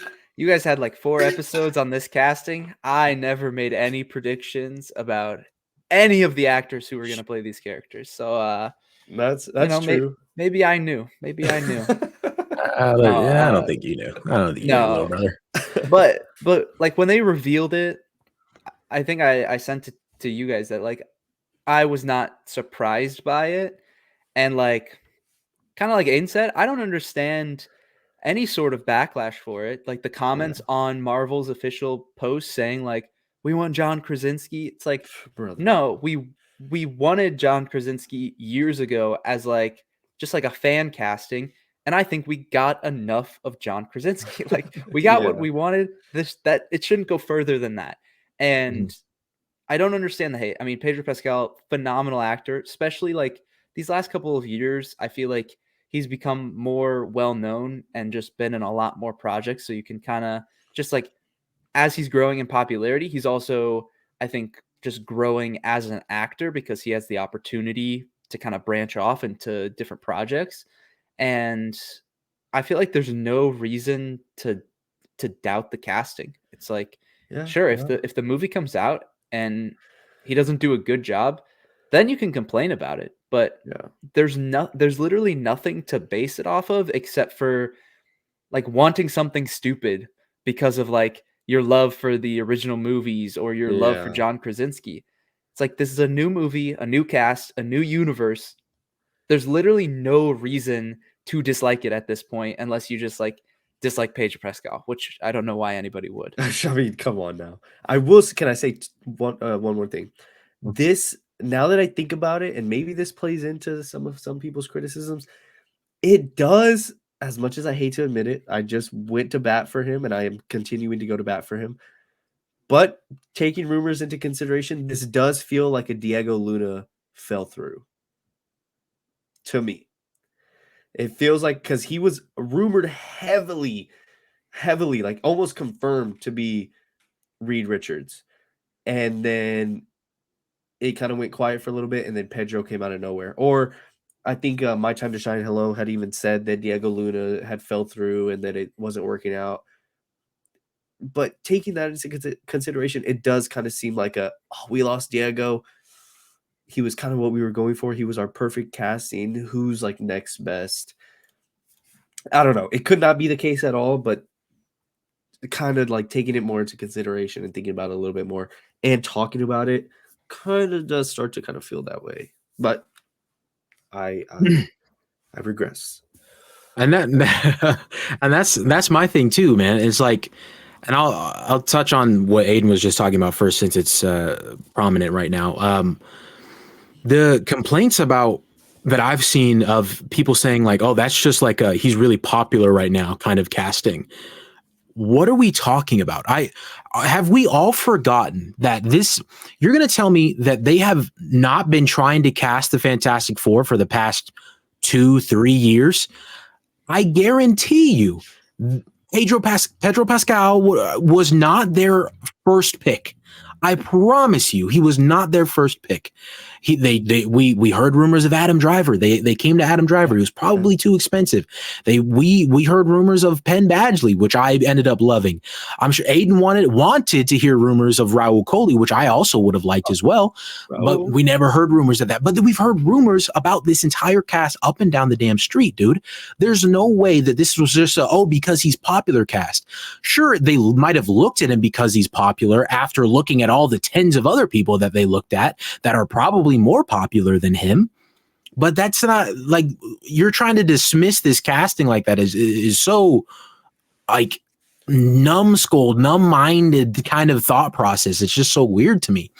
But as Aiden mentioned, I don't know how we didn't think about this. Yeah, like when it was originally rumored, and I talked about this in a TikTok video I made about it.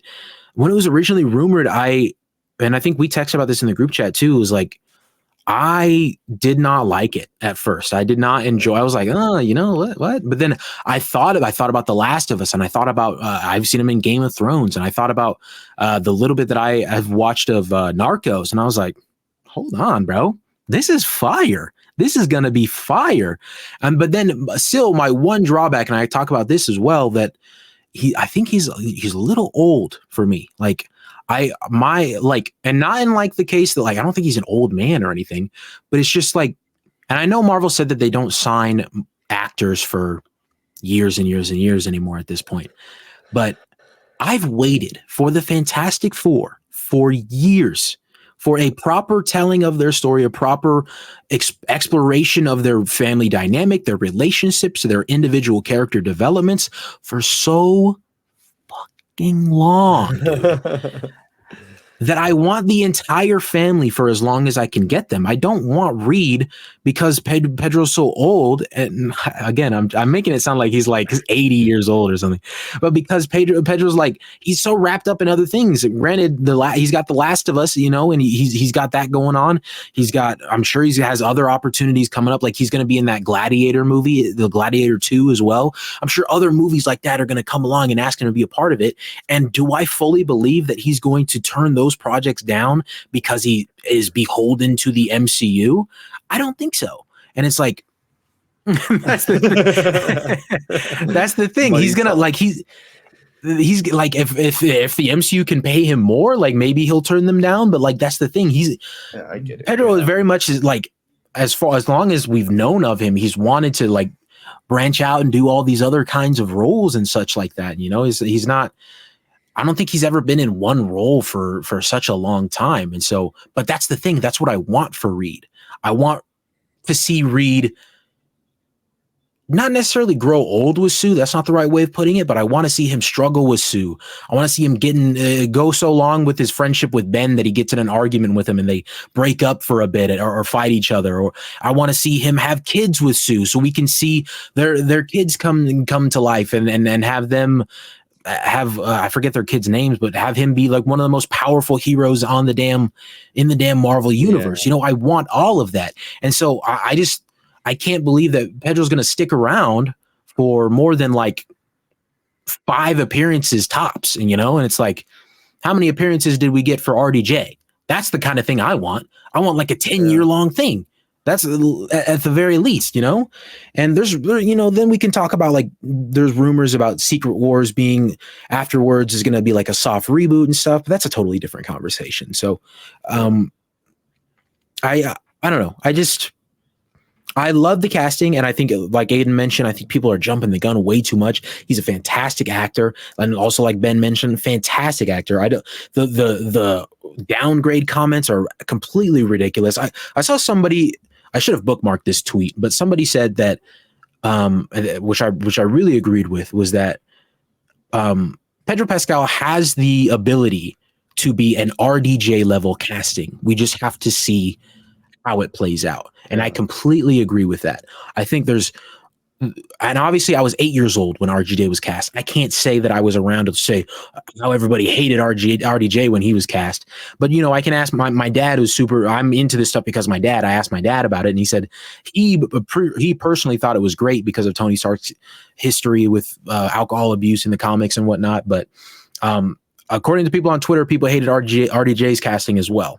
So, I mean, give him a chance. Obviously, like, we got to wait till July 2025 to see it, but I am going to be waiting with glee that entire time. So, yeah, I fully agree. I do see your point though on the age of the cast, because then I insert a Raul Coley, then I insert a Penn Badgley, then I insert an Adam Driver, and I'm like, okay, damn.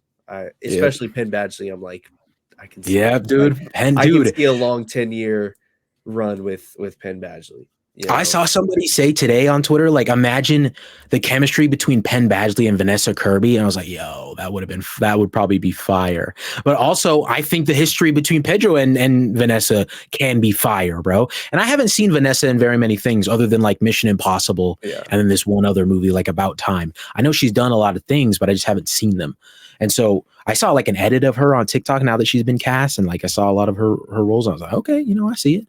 I see it. I see her being a badass, you know, like Sue is, and like she hasn't been portrayed in the past. So I'm excited to see it. Well, and I mean, I guess if we're off read, Ben, I don't know if you had any extra. I didn't have much to add other than just people shouldn't complain at this point, and he's a great actor. I think it's pretty simple, you know.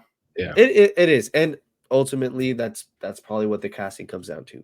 Simple, you know. It's just and as far as age goes, real quick, as far as age goes, my only complaint is for Pedro. I feel like it. I don't know how old Ebon is, but he might be around the same age. But even then, that kind of doesn't apply because he's going to be CGI'd the whole time and mostly just going to be a voice. So I doubt it's not going to require much work. It's going to be like a Bradley Cooper type situation. I'm sure he's going to love going into the studio and just knocking some stuff out. But but Vanessa Kirby as Sue Storm, that's probably the one that I have the least amount of thoughts on. I mean, I kind of feel the way Ben feels about Pedro is the way I feel about Vanessa. I mean, it's a great casting. I mean, she was one of the choices that I would be completely fine with. Would I have liked Melissa Benoist? Yes. Would I have liked, like Aaron Moriarty from The Boys? I mean, yeah. But I mean, if this is the route we're going, I'm perfectly fine with it. I think she was great. I mean, I've only really seen her a lot in Mission Impossible. I thought she was phenomenal in that. I could see her perfectly as a Sue Storm, just based off that role. Sure, give it to me. I mean, it's just straight down the line, simple. I love the casting. I think her and Pedro are going to work really good together, and I'm excited to see what she brings. That's really the one that I have the least amount of thoughts on. Yeah, I think I'm kind of in a similar boat. One difference I think between like my thoughts on Pedro and my thoughts on Vanessa Kirby is I can't really point to a specific role where I see Pedro embodying like the physicality of a superhero or an action hero, because he doesn't have as many of those roles, at least that I've seen, compared to like a lot of drama roles, Narcos, Game of Thrones, The Last of Us, stuff like that. Yeah. Vanessa Kirby, I feel like she has more of that. Mission Impossible, of course, like you guys mentioned. And then she was also in Hobbs and Shaw.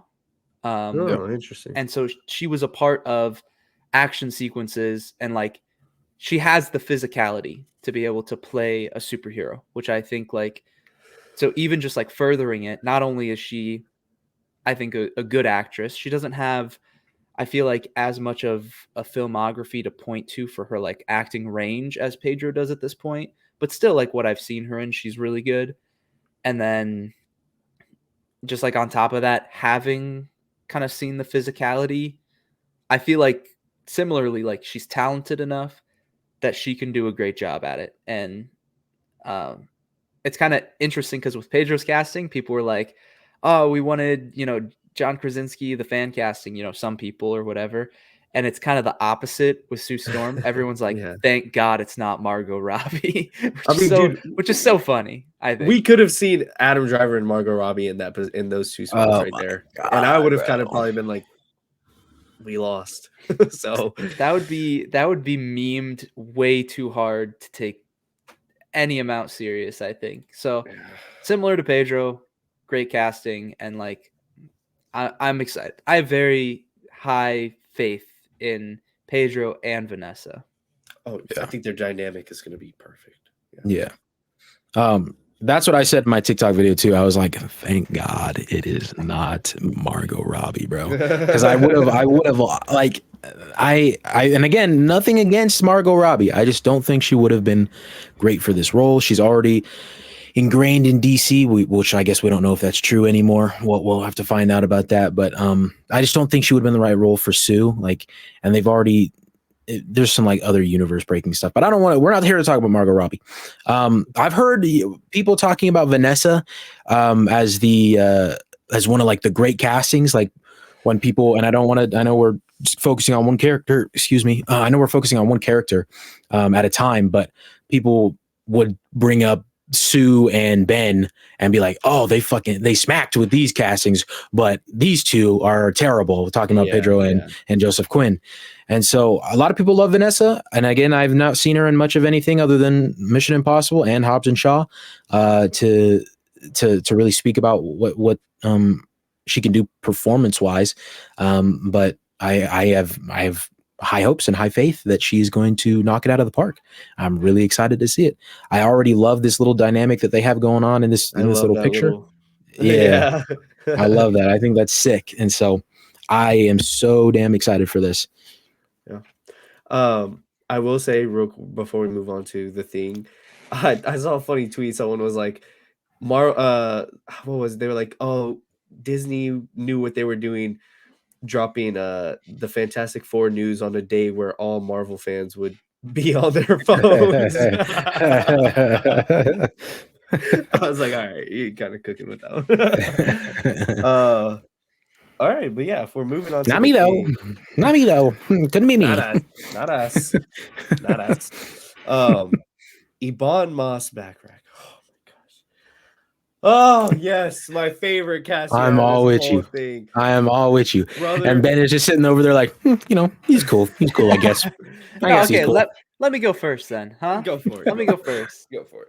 Listen, the little bit that I have seen of the Bear is, I think, the only amount that I have seen of him from what I remember, at least. Which, my experience with the Bear was what we watched last year. So not very much, like a few episodes where I was, half asleep for some of them because it was late, right? So I think kind of like, but similarly to what I said about Pedro and Sue, just I don't have as much to back it up. Like, there's no reason to doubt this casting. And I do I can hear his voice fitting really well for the character. Mm-hmm. I don't really have anything else to add because I just don't I don't even think it's because I don't know enough. It's just like my opinion on it is so simple with most of these, which is I'm excited to see what they do with it. And I feel like the potential is there. Yeah. I mean, that's simple for me. I absolutely love it. I mean, hands down, no questions asked. My favorite casting out of all four. I think he could play this character, Ben Grimm, perfectly, especially when you look at his relationship to Jeremy Allen White in The Bear, and you look at that, and you just swap out Joseph Quinn in here and have him play that big brother, have him play that older brother role, that troubled older brother. I love it. The traumatized older brother that has to look out for Jeremy Allen White, that has to look out for Joseph Quinn in this movie. I think he knows that role like the back of his hand, and I'm so excited to see how he translates that to here, because obviously he was amazing in The Bear. that Taylor Swift scene in season 2 plays on repeat in my head every single day, and just the journey that he goes on.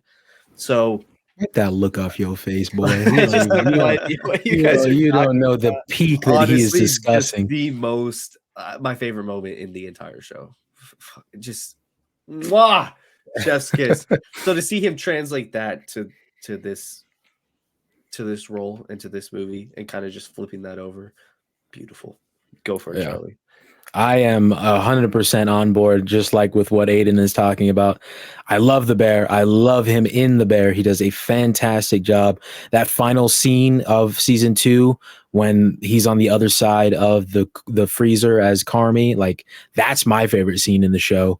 And I think he does, like, seeing, and like you mentioned, like seeing that kind of argument with less cussing since it's in the MCU, with Johnny would be, oh my God, bro. Like just free, like, oh, dude, that is going to be so euphoric for me. It's going to bring me out of my body into the spiritual realm. That is how fantastic that is going to be, dude. I cannot wait to see him in the role. And I think what we've always talked about on this show, especially, or on this podcast rather, about more specifically, I guess, with like Doctor Doom, is like casting someone of like their proper ethnicity and their proper background. Yes. And they cast Ebon, who is Jewish, as a Jewish character, Ben Grimm.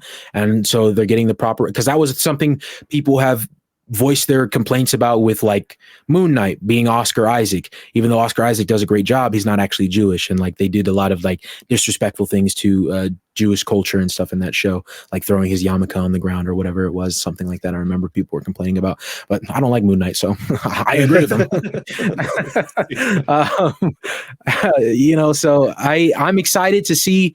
I don't know if they're going to touch on like that aspect of the character that much in this, and maybe they will, but I'm excited to see. It looks like also from this design, I want to say, touching off the casting a little bit, it looks like they're going to go for a more comic accurate design in the live action setting, because he has kind of like the eyebrows look to him over the top of his eyes, and that I don't think that's ever really been part of his live action designs yet.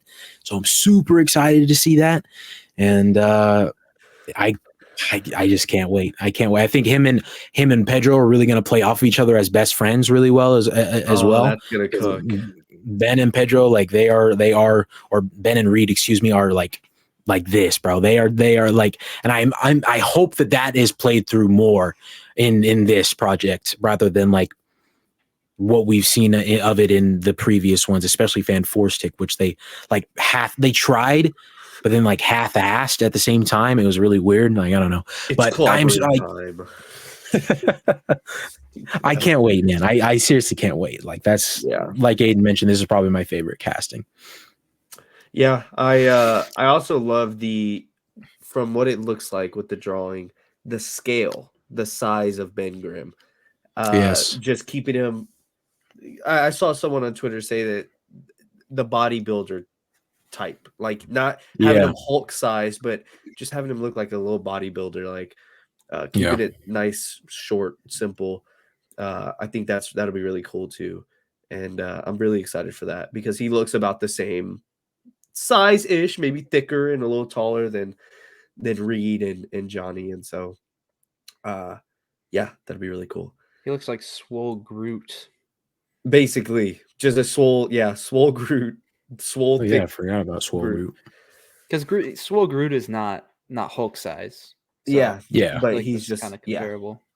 I think that's most likely what they're going for. I also love the little astronaut picture of him in the back, just to be like, hey, this is him. Yeah, I love it. All right, probably the most controversial one, which I feel like we'll all have a very big opinion on.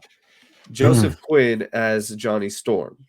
Now, I believe maybe in our last episodes, and maybe not, maybe this is just something I've said to y'all separately, or just something I've voiced separately.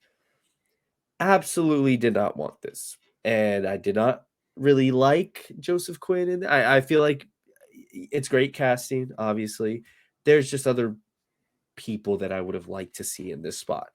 I think it's fine, like he played Eddie in Stranger Things season 4, and so it makes sense, he could play that heartthrob, teenage hothead, whatever, wild eccentric personality that Johnny Storm can be, but also like an emotional side that has to lean on other people for support.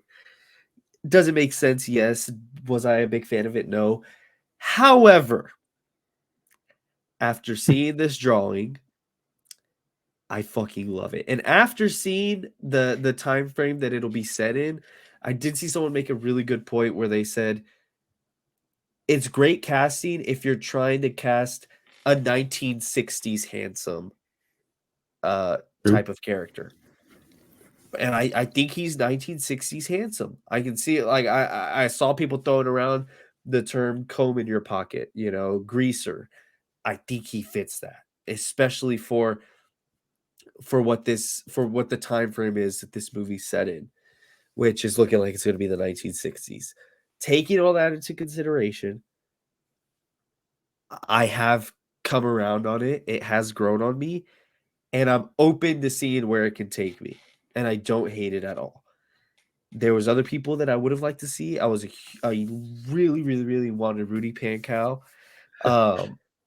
However, I think this is gorgeous. I think it's great, and I'm open to seeing it play out, and I'm open to seeing how it translates on screen. And I do remember a lot of people wanting. I don't know his name, but Max's older brother in Stranger Things. Everyone was like, "Oh, like I remember that was a real big talk of the town." They're like, "Oh my gosh, I would love to see him as Johnny Storm. Like he just has that look, he has that feel." And I think it's funny that instead of him, they went with another Stranger Things actor. And so I think it just makes sense. I think all three of the 1 second. Who's Max's older brother? I forget his name. He the big heartthrob that wanted all gotcha. Yeah. Dacre Montgomery. Yeah. I think it's funny that him, Joe Keery, and Joseph Quinn all got it, just because they're in a 1980s TV show. All got fan casted as Johnny, and one of them ended up getting it, and so it's grown on me. Yeah, I'll go before Ben on this one. No, wow. Yeah, okay. yeah. No, that's fine. You know what? Bro mutes himself.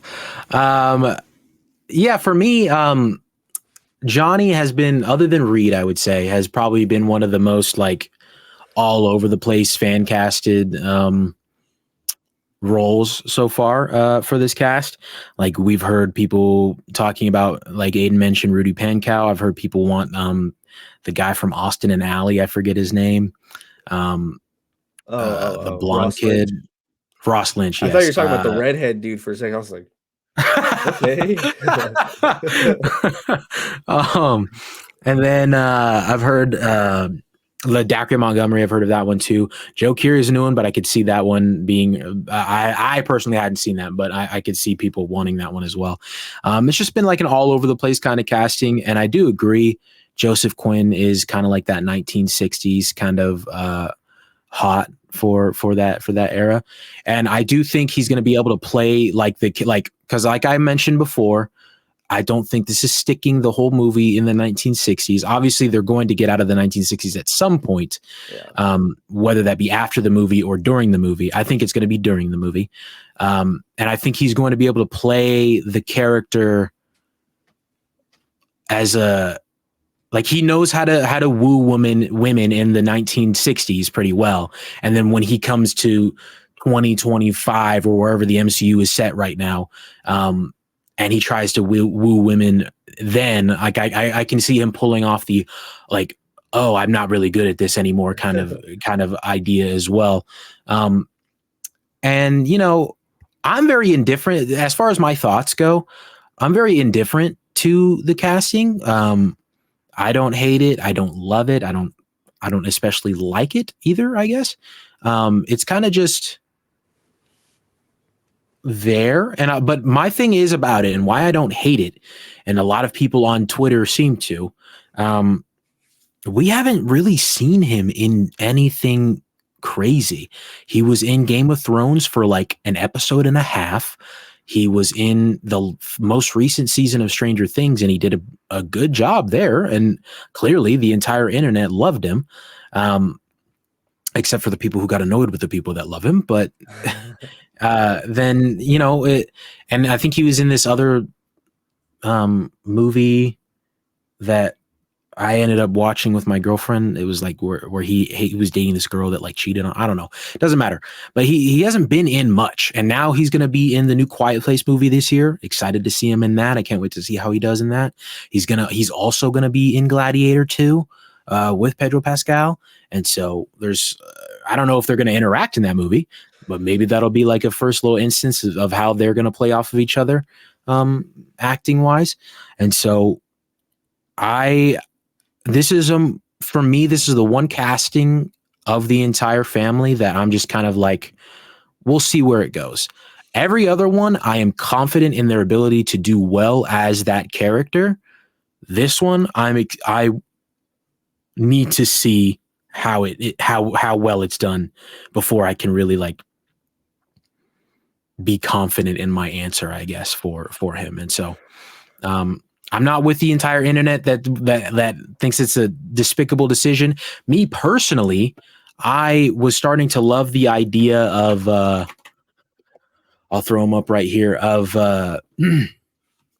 Mason Gooding as would have loved that. Yeah, I was starting to love the idea of Mason Gooding as Johnny. Yeah. But that was never, I don't think that was ever, it was like a small rumored thing maybe, but I don't even think that there was actually any validity to it. So, you know, I've moved on and this is the casting. Yeah, see? Yeah. And so like, and I loved Mason Gooding in even just like the Scream movies. Like I thought he did a pretty good job of like playing like that, like douchey kind of teenager role, but also kind of like nice, you know? So, but we got Justin Quinn and I can't wait to see what happens with it. Benjamin, the floor is yours. Thank you. I just unless Aiden wants to say something. No, he doesn't. I was just gonna say. So look at that drawing, dude. You telling me? Look at that drawing. You telling me it's not perfect? All right, continue, man. Yeah. So I'm kind of in a similar boat to Charley, where unlike the other castings, I just have less things to base it off of. I'm still in the boat of like, obviously we should wait and see because. Like, there's some castings where, like, for example, this is just a random example. Like, Tron 3 is in the works, and I'm a big Tron Legacy fan. And they cast, like, Jared Leto and a terrible director. Yeah. And so, like, for me, like, that pairing, I'm already, like, I'm hesitant on that immediately. Whereas something like this, it's not like I have a lot of bad examples to pull from to be hesitant about him playing the character. But there's also not a lot of great examples either because he's relatively new, especially like new to becoming a more popular actor. I would say he's kind of in his early phases, which I'm okay with because I feel like historically Marvel has done really well at like picking random people for a role that weren't like super well known and then they really just grow into it super well. I feel like the MCU has countless examples of that happening where they almost like they make a star out of a previously not super well-known actor. So I honestly think for me, a couple of the biggest factors are going to be those two major releases that come out this year. A Quiet Place Day 1 and Gladiator 2 are both supposed to come out this year.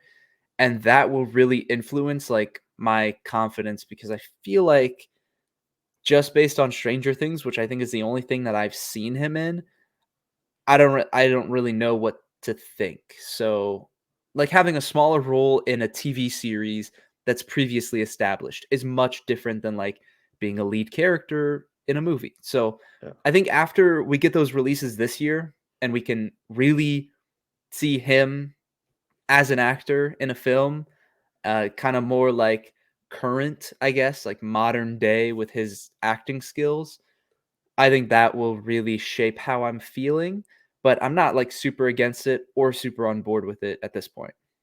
Yeah. Something I also wanted to say that I forgot to mention, a lot of people complaining Actually, no, I'm gonna say this one first. To give you an idea of like my indifference to this casting, I wouldn't even say that I was indifferent to Robert Pattinson being cast as Batman. I did not like it. I thought that was a terrible idea right up until the movie came out. And now he is my favorite Batman. So I just want to clarify how open-minded I am willing to be about this. And I'm just indifferent to this. I don't hate it. I don't dislike it even as much as I disliked Robert Pattinson casting. And I came around to love it so much that he is now my favorite adaptation of the character. So I'm hoping that the same can be said about Joseph Quinn when the time comes. But again, like Ben mentioned, I haven't even seen him act in an actual like big budget film yet, you know? So we'll have to wait and see how that transition is for him and whatnot.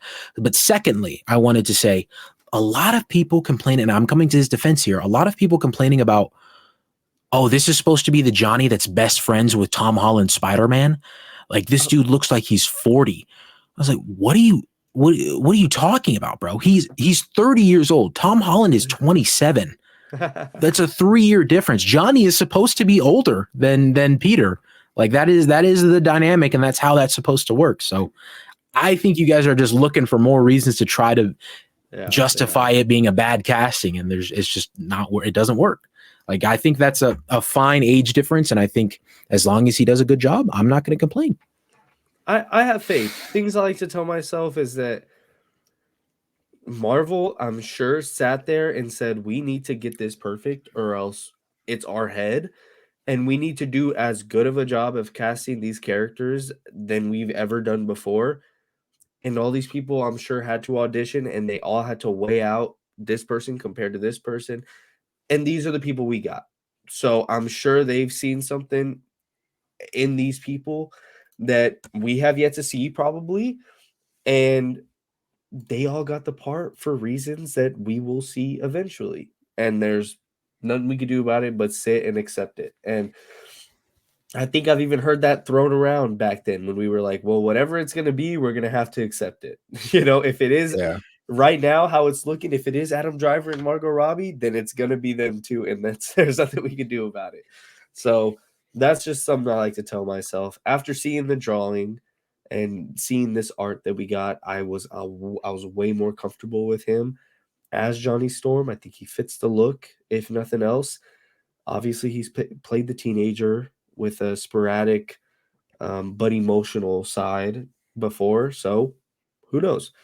I did see a picture that Pedro and Tom Holland took together where they're both standing next to each other, and they were like, okay, so this is the Reed and Peter pairing that we're going to get. Okay, I can see it. And I was like, oh, I love it already. Yep. So, looks really good. Really good. You know, I don't have a lot of complaints, which it could be way worse. It could be way worse. Yeah, truthfully. And little thing we didn't mention was Herbie. Herbie is also in the picture. If you guys don't know who Herbie is, he's just a little helpful robot for the family, and he has not been in any previous live action adaptation of the characters. So yeah, we don't know who's voicing Herbie yet. A lot of people are calling for Jack Quaid, which I would love. But yeah, I can't wait to see. Wasn't Jack Quaid? He got rumored twice in one day for 2 different roles. Yeah, he was rumored for Johnny at one point, and Reed, I think. A couple hours later, Reed. Yeah. That'd be cool. Yeah. But hey, like I said, it could be a lot worse. So I'm happy. If Nothing you would have told me when we were sitting there fan casting for the past 2 goddamn years, if you were to sit there and say, look, I'm not going to tell you who it is, but you're going to be okay with it and you're not going to have too much complaints, I'd have been like, thank God, thank the heavens, you know? So it's like, let's take that, you know, and run with it. So. True. I guess I feel sorry for the people that actually genuinely are like upset by this casting. And I hope that they feel terrible when they get to the movie and then they realize that that they were wrong. I don't think they'll ever like sit and actually think about like, damn, you know, maybe I was off. Yeah. But you know, whatever. That's just the way of the internet, more specifically Twitter now. I have faith. They have yet to let me down in terms of casting, besides Jonathan Majors. But I mean, that's for reasons out of here. But I mean, yeah, we'll see. So a fun little thing I wanted to do to kind of maybe close this out. I'm getting close to closing it out. Since we talked about all the other stuff, I'm sharing a new graphic, Aiden, in the thing. And this image has been going around Twitter today. Okay. I know what this is going to be. I wanted us to rank all of these films from most anticipated to least anticipated. And for all of the audio listeners, the films are Captain America, Brave New World, The Batman Part 2, Superman Legacy, The Thunderbolts, The Fantastic Four, and Blade. And all of these movies are set to be released in 2025. So what 2025 movie, what's your 2025 most anticipated list as far as these movies go, Benjamin? Oh, I gotta start. Oh, dang. Okay. You caught me off guard a little bit there. Can I go 6-1? Sure. Yeah. I'm gonna start at the bottom. Bottom of the barrel for me, I think it's got to be Thunderbolts.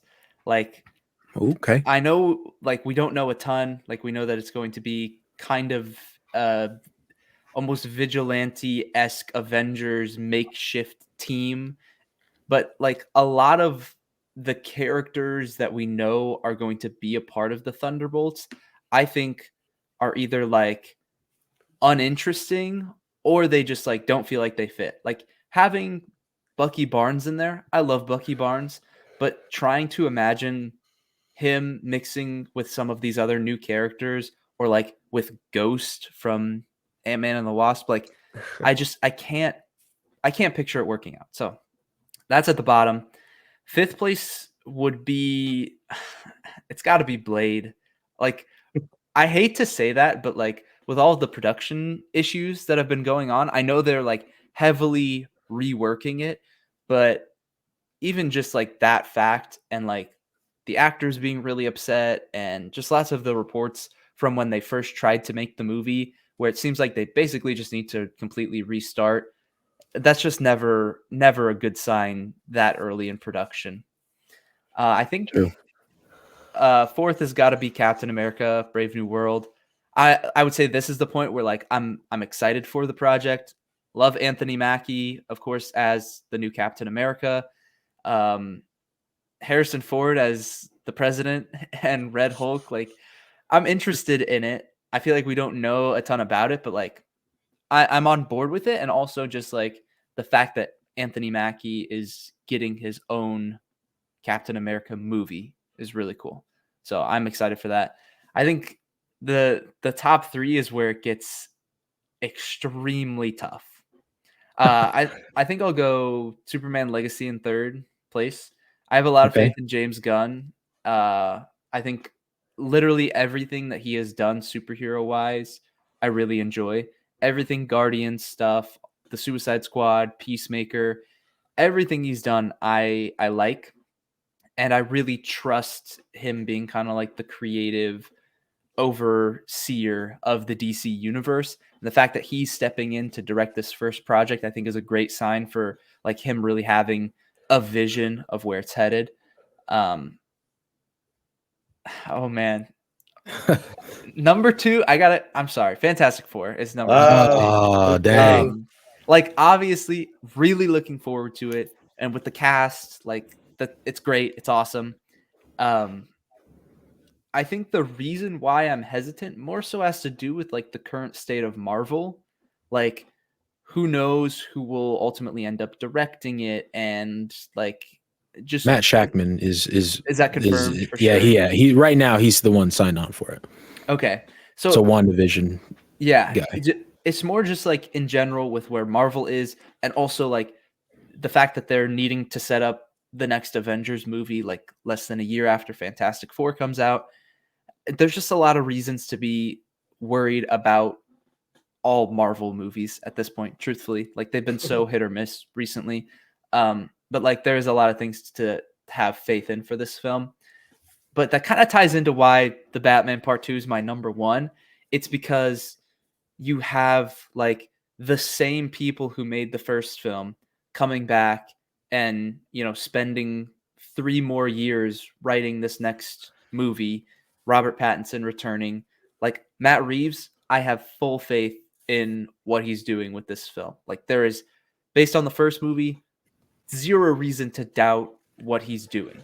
And I feel like I can't say the same about Fantastic Four. So I just feel like the Batman Part 2, when it comes to movies in 2025, that's like the only one that I like in my mind I know is going to be amazing. Whereas all the other ones I feel like it's a little unknown how they're going to turn out just based on other factors.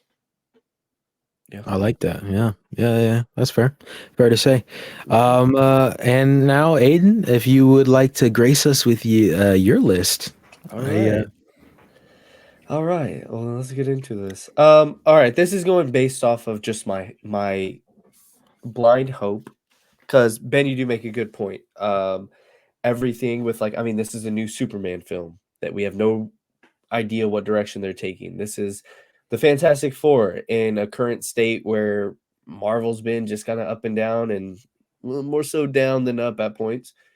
And the Batman seems to be in the best hands out of everything, especially with Blade rewrites, Thunderbolt dropouts, Captain America rewrites and jump arounds and switcheroos and stuff. So this is going based off of my pure hope and things that I'm more so anticipating, and things that I'm blindly just like wanting to live up to my standards. Anyways, starting off at dead last, I'm also going to go Thunderbolts, just because, again, the cast, like exactly what Ben said, I just can't really see it. It's a huge mixed bag for me. Steven Yeun dropped out, and so now I'm just kind of like, all right, what are we going to do now? Supposed And to play Io dropped Sentry. out too, bro. Who? Oh yeah, Io Debris dropped out. Yeah. And so now I'm like, okay, what direction are they going to take it? Is there going to be a new Sentry? Was he even playing Sentry? But even before all of that was confirmed, I was still just kind of like, had we got this movie in like, I don't know, 2019, 2021, then maybe I'd be like, oh, okay, hell yeah. But at this point in time, it's just like, Yelena is so I don't care. Bucky, I don't. After Falcon Winter Soldier, I'm just kind of like on his character. Same thing with Ghost. Never cared about her, and so it's just a whole bunch of characters that I'm just iffy on. And so that has to go at my dead last. Coming in at number 5, probably Captain America: Brave New World. I'm just kind of like hesitant on it. I don't really know what direction they're taking it. I'm just kind of like that compared to Blade, which is my next spot, is just I'm more so leaning towards Blade. And so there's nothing really bad I have to say about Captain America: Brave New World other than the title sucks ass. And so I'm just kind of like, there's just, it's just real plain for me. I'm not really drawn to the movie. There's nothing that I'm really like super excited to see, because apparently they cut all of Seth Rollins' stuff out, and so he's not going to be in the movie no more. And so I'm just kind of like, there's really nothing gravitating me towards the movie at this point in time. Whereas Blade, I feel like they could really knock it out of the park. Again, they've had a lot of setbacks, a ton of really controversial like rewrites and just absolute scraps. Almost lost Mahershala Ali, I think. But if they can nail this, if they can get the right person behind this, which I'm praying to God that they did, I feel like this could be such a cool, such a fascinating, such a unique movie, especially bringing in the character of Blade and tying him into the larger scope of the Marvel Universe. I think the ceiling on Blade is leaps and bounds above the ceiling of Captain America: Brave New World and Thunderbolts. And ultimately, that's what it comes down to for me, is the stuff that they can do with Blade outweighs everything that they can do with the other 2 movies. Here is where it gets really tough for me. Now, oh man, this is hard. Even now, just making a decision. I'm just gonna say, I think the Batman's next for me. I think it's gonna be a phenomenal movie. Again, the Batman Part 1 or the first Batman movie was incredible. One of my favorite comic book movies ever. And I think they can only continue to keep going up from here. Obviously, if you kind of keep the Joker out of the way for a little bit, then I'm fully bought in. I just think it comes down to me being more excited for the Fantastic Four, which is what I've been waiting for so long. Now we finally got the cast. I'm even more excited for it now that we have the cast. I think that there's just a lot of really cool things. Again, it just ties into a lot of really cool things that they can do in the grand scheme of the MCU, in the grand scheme of these characters interacting with each other, interacting with characters that we already know. And if they do end up knocking it out of the park with a villain and with building up to the Avengers, seeing the Fantastic Four brought in that way, seeing them fight with these other characters that we've known for a long time, and even just characters that we've learned to love over the past couple of years. I think that the ceiling for me personally, now a lot of other people, sure, maybe not, but just for what I'm looking for in the Fantastic Four and what I would like to see them do, I feel like my taste, I would probably lean more towards that than the Batman. And at number 1, Superman Legacy. I think seeing a different take, a hopeful take on this Superman, and finally not getting a super dark and gritty or a gray, dark blue and white and black type of color grade on our Superman, and instead getting a royal blue, a bright yellow, and getting a hopeful new take on a Superman, and James Gunn being behind it and seeing what he can do with that. I just have a lot of faith in him, and I have a lot of faith in the direction he can take this Superman and build the new DC that we will come to know and hopefully love. And so for me, it all really just depends on ceilings and things that, if all these movies hit their top peak potential, my taste, and again, I know, a lot of people will have Batman 1, or their top 3 will be Fantastic Four, Batman, Superman, Fantastic Four, Superman, Batman. For me personally, the ceilings that all of these movies have comes down to Fantastic Four being second and Superman being first and Batman being 3. And it's really close with Batman and Fantastic Four. It just comes down to my taste and what I've been waiting for and what I'm looking forward to in terms of all those movies. And so, yeah, that's my take. I love that. I think I'm going to continue your guys' theme of starting at the bottom and working your way up.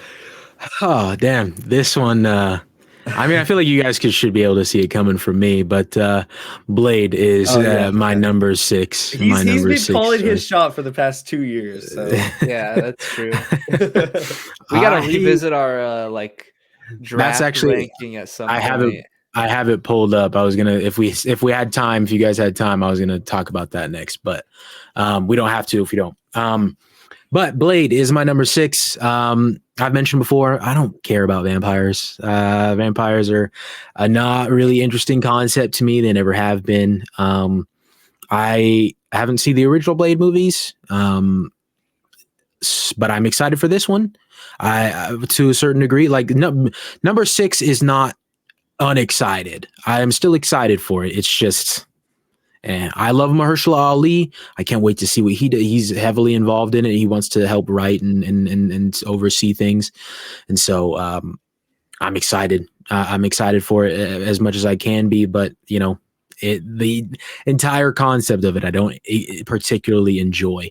So even just that supernatural side of Marvel, like Midnight Suns kind of thing, I'm not the biggest fan of. So it's just it's an thing for me. Number 5 is the Thunderbolts. Yeah. It's at one point when Stephen Yeun, like Aiden mentioned, was attached to it as Sentry. Like I was super in, and Io was in it, and we didn't even know who she was playing. But she dropped out, unfortunately, as well. And so I don't know where this film is going other than Sentry's in it. And so I know and to talk about what you talked about a little bit, Aiden, they did cast another Sentry guy. I've never seen the guy before in my life. I don't know what he's in. Yeah. I've never seen him before. I have no idea who he is. So I can't say that I'm super excited for it. I'm excited to see Sentry. Like, that's a cool kid. He's a really cool character. I'm excited to see what they do with that. But other than that, as what Ben mentioned, like, this is a team of villains. Like, why is Bucky on it? And why is the dude from the Falcon and the Winter Soldier on it? He's not really a villain anymore. He doesn't even have the super soldier serum anymore, I don't think. Or no, actually, no, he still does. I made that up. It's just it's a really weird cat. And even like, why is Yelena on there? You know, like she wants to like keep to herself. It seems weird. I guess what's her name came up to her at the end of Black Widow, but that was for Hawkeye stuff too. So yeah, I don't know. It's all just weird stuff that's up in the air. So that movie is like, they can turn me around on it, but there's nothing I know about it that's really going to make me care right now. As for number 4, this one would have been higher for me. It was before, but everything that has come out about it has since dropped it for me. Captain America: Brave New World. You guys know how much I love the Falcon and the Winter Soldier show. I think it was fantastic other than the villain. I think the character writing for Bucky and Sam, and even I can't remember his name, but fake Captain America dude. I think the writing for them was fantastic, except for the end for fake Captain America dude, just having him come up and they were all homies with him now after he just killed some dude with the shield and whatnot. They just pretending like that didn't happen.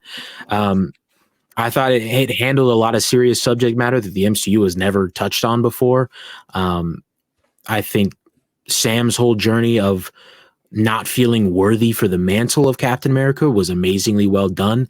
And the writers for that show continued to come on for Captain America: Brave New World.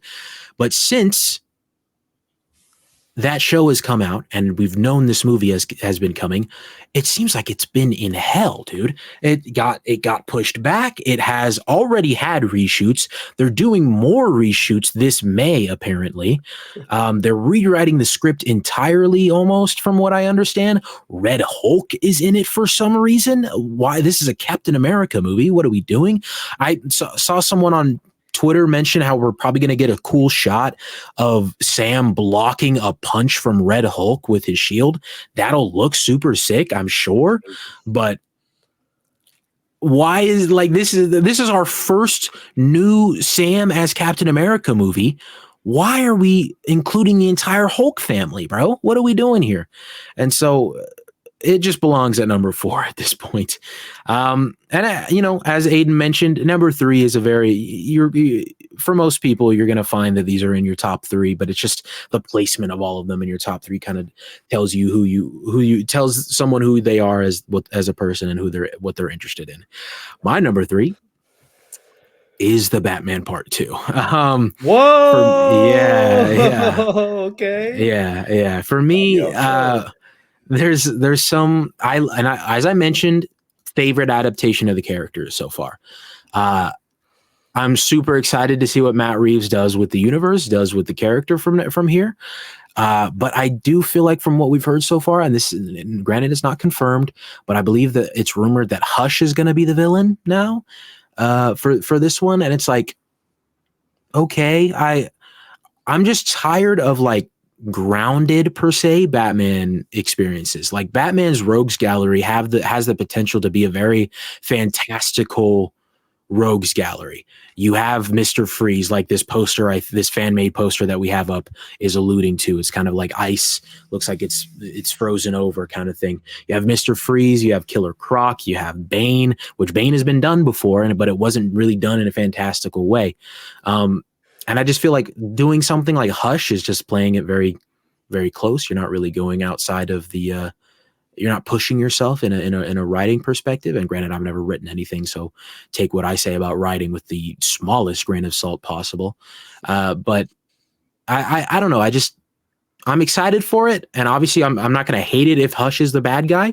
I think it can still be well done. I just, I think there's the potential to do more with a new adaptation of the character rather than just keeping things the same that we've seen time and time again without really going too crazy with the abilities aspect of all these characters. Yeah. My number 2 is Superman Legacy. Yeah. I expected that. Of course. Listen. I love Superman. I love Superman probably more than I love Batman. I fell in love with the character Superman after watching Smallville. If you guys haven't seen Smallville, oh my God, you should watch it. Smallville is fantastic. I watched it when I was in 7th grade. I immediately loved the character. And as Aiden mentioned, I don't think that the character's been done justice in recent years. It had these dark, crappy little movies, and as Ben mentioned, I think it's a great sign that James Gunn hopped on to this movie. And as far as like for the rest of the DC universe goes, I think it's a great sign that he's hopped on and decided to write it and direct it himself. It's a great sign for where the rest of the universe is going to head. And James Gunn, as Ben also mentioned, has yet to let me down with superhero projects or supervillain projects sometimes with the Suicide Squad. He's done great jobs in every single thing that he's been attached to, some less so than others. Like Guardians 2 isn't as great as everybody as not as everybody, but as the other films, like the first one and the third one. But I'm still super excited. I think James Gunn knows how to do his homework, knows how to understand characters and how to have characters interact with each other, and knowing Superman and how well he's supposed to interact with the different characters around him. I am super, super excited. I'm excited for the cast as well. I think David Cornswet is a perfect looking choice. I just recently watched, what's that horror movie? Not X, but the other one. Pearl. Yeah. I recently watched Pearl with him in it, and I thought he was great. And so I'm looking forward to it. I am super excited. I think Lois is a great casting choice as well. My drawbacks are that it seems pretty stuffed right now. There's still people being cast that for characters that we don't, which is cool. It's a different take. Don't get me wrong. Like, we're gonna see all these other established heroes and villains in this DC universe than we have seen in a Superman film before, but it just seems like a lot right now. Like we're jumping around to all these different places, but again, I'm still hopeful because it's James Gunn. And I'm not going to say much about my number 1, Fantastic Four, because I already touched upon it while we were talking about it in this episode. But I've been looking forward to this for so damn long, and I don't necessarily love that it's going to the 60s. I'm kind of tired of. It seems like they're doing a lot of like that person out of time kind of thing with Captain America, and they did it with Captain Marvel, and now they're going to do it with the Fantastic Four. Not that Captain Marvel felt like out of time, because she did just live through those years as well. She wasn't frozen or anything like that. But just going back in time, I'm interested to see how that's going to work for these characters specifically. I don't want to spend an entire like part of Avengers, Kang Dynasty, or Secret Wars watching these characters be like, oh, well, how do you guys do this in the 21st century? I wouldn't know. I wouldn't understand how any of this works. Or Reed being fascinated with the new technology we have. Oh wow. I don't need that. I've seen that 1,000 times in other movies, not even specifically MCU movies. So I don't love the 1960s angle, and which isn't exactly confirmed, but it kind of is confirmed in this poster, which we didn't really touch on these little things, but Ben is reading a magazine that with a cover on it that is from 1963 kind of thing. So, I think with saying that I don't enjoy the 1960s angles, with Matt Shackman coming in to direct, who directed WandaVision and did the more old timey episodes of that show and kind of handled those really well, and people enjoyed those episodes a lot in the earlier on in the season. I have a lot of faith in his ability to get that done, and I also think that he, having directed the entire show, WandaVision episode 8 is still one of my favorite, if not my favorite, episodes of the Disney Plus shows. I think Loki season 2 might have topped it now, but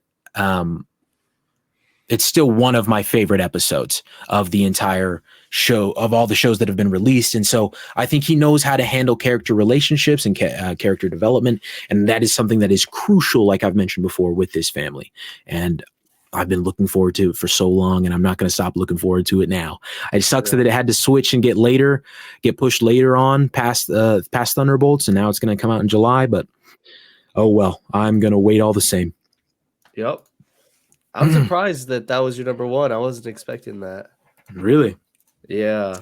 I was sure it'd be like Batman. No, I love that character in that adaptation. It's just, I don't know, man. It didn't push the needle for me. Well, we all three of us had different number ones, so that there you go. That's true. Do you guys have Ben? Do you have time for this? If not, then we will call it.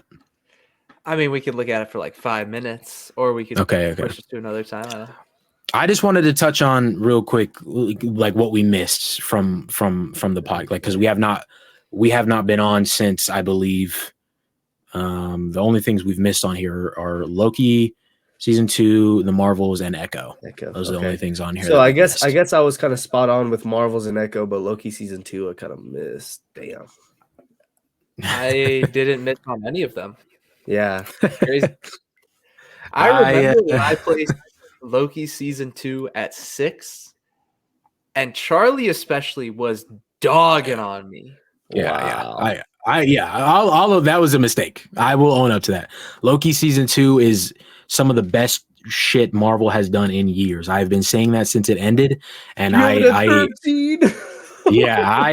fumbled hard with that one, bro. I fumbled hard. The Marvels at 6, bro. Charley, yours is aging. I'm just gonna say everything we've seen. We missed Secret Invasion too. I think everything we've seen so far, since we've done this ranking, like I agree so far with my placements, other than maybe bumping down Quantumania on mine. Other than that, everything is correct. Maybe bumping down Quantumania, brother. It's hard because like the Marvels and Secret Invasion, Marvels is better than Quantumania, brother. I agree with 100%. that. Okay. Calm down, Charles. I agree. Okay, just making sure, bro. Because that's what I would say with my list. Like Echo, I fumbled with Loki. Loki alone like ruins my entire list. Truthfully, you had Quantumania at 5, bro, in your top 5. Listen, listen, bro. Listen. We can go back to this episode, okay? I said at the time we don't know shit about Secret Wars, okay? We don't know. We still don't. It's been 2 years since we did this. We still don't know shit about Secret Wars. Three of the 3 projects directly above Secret Wars we've gotten, and those were all bad. All of them. The Marvels was not bad. Okay. Marvels was not bad. They were mid to bad. Secret Invasion was god awful. I will stand by that as one of the worst things Marvel's ever done. I think that was the biggest waste of time of any project they could have ever put out. Like that was abysmal. I can't believe that was a thing. But yes, Quantumania, I messed up. The Marvels is while I think it's an okay film, it is definitely still too high. And Echo should not be above Loki season 2. Oh, dude. Yeah. Well, I guess I kind of fumbled too. My Marvel's placement is too low. I would definitely probably have it up at 8, and with Loki season 2 at 7, and so on and so forth. But I mean, 1 to 8 is decent. I mean, Blade and Captain America would have to be out of this world amazing. So would Daredevil. Just to even be above Loki season 2. But I mean, hey, anticipation. That's the thing. Yeah. I was going to say, look at the title of the list is anticipation. What did we know about Quantumania at this time, brother? It's fun. It's more fun to pretend like this was our ranking of what will be the best. So yeah, true. Also, why does Ben look so young in this? Bro, I was thinking that. Why'd you have to say you look young too, bro. You both look young as hell. Oh yeah, Charlie yeah. looks Let's see. exactly the same. Yeah, I do. You guys look fresh out of like freshman year, bro. What is that? Bro, it was fresh out of freshman year, wasn't it? Freshman year of high school, brother. That's crazy. Dang. This will I be like how we fun.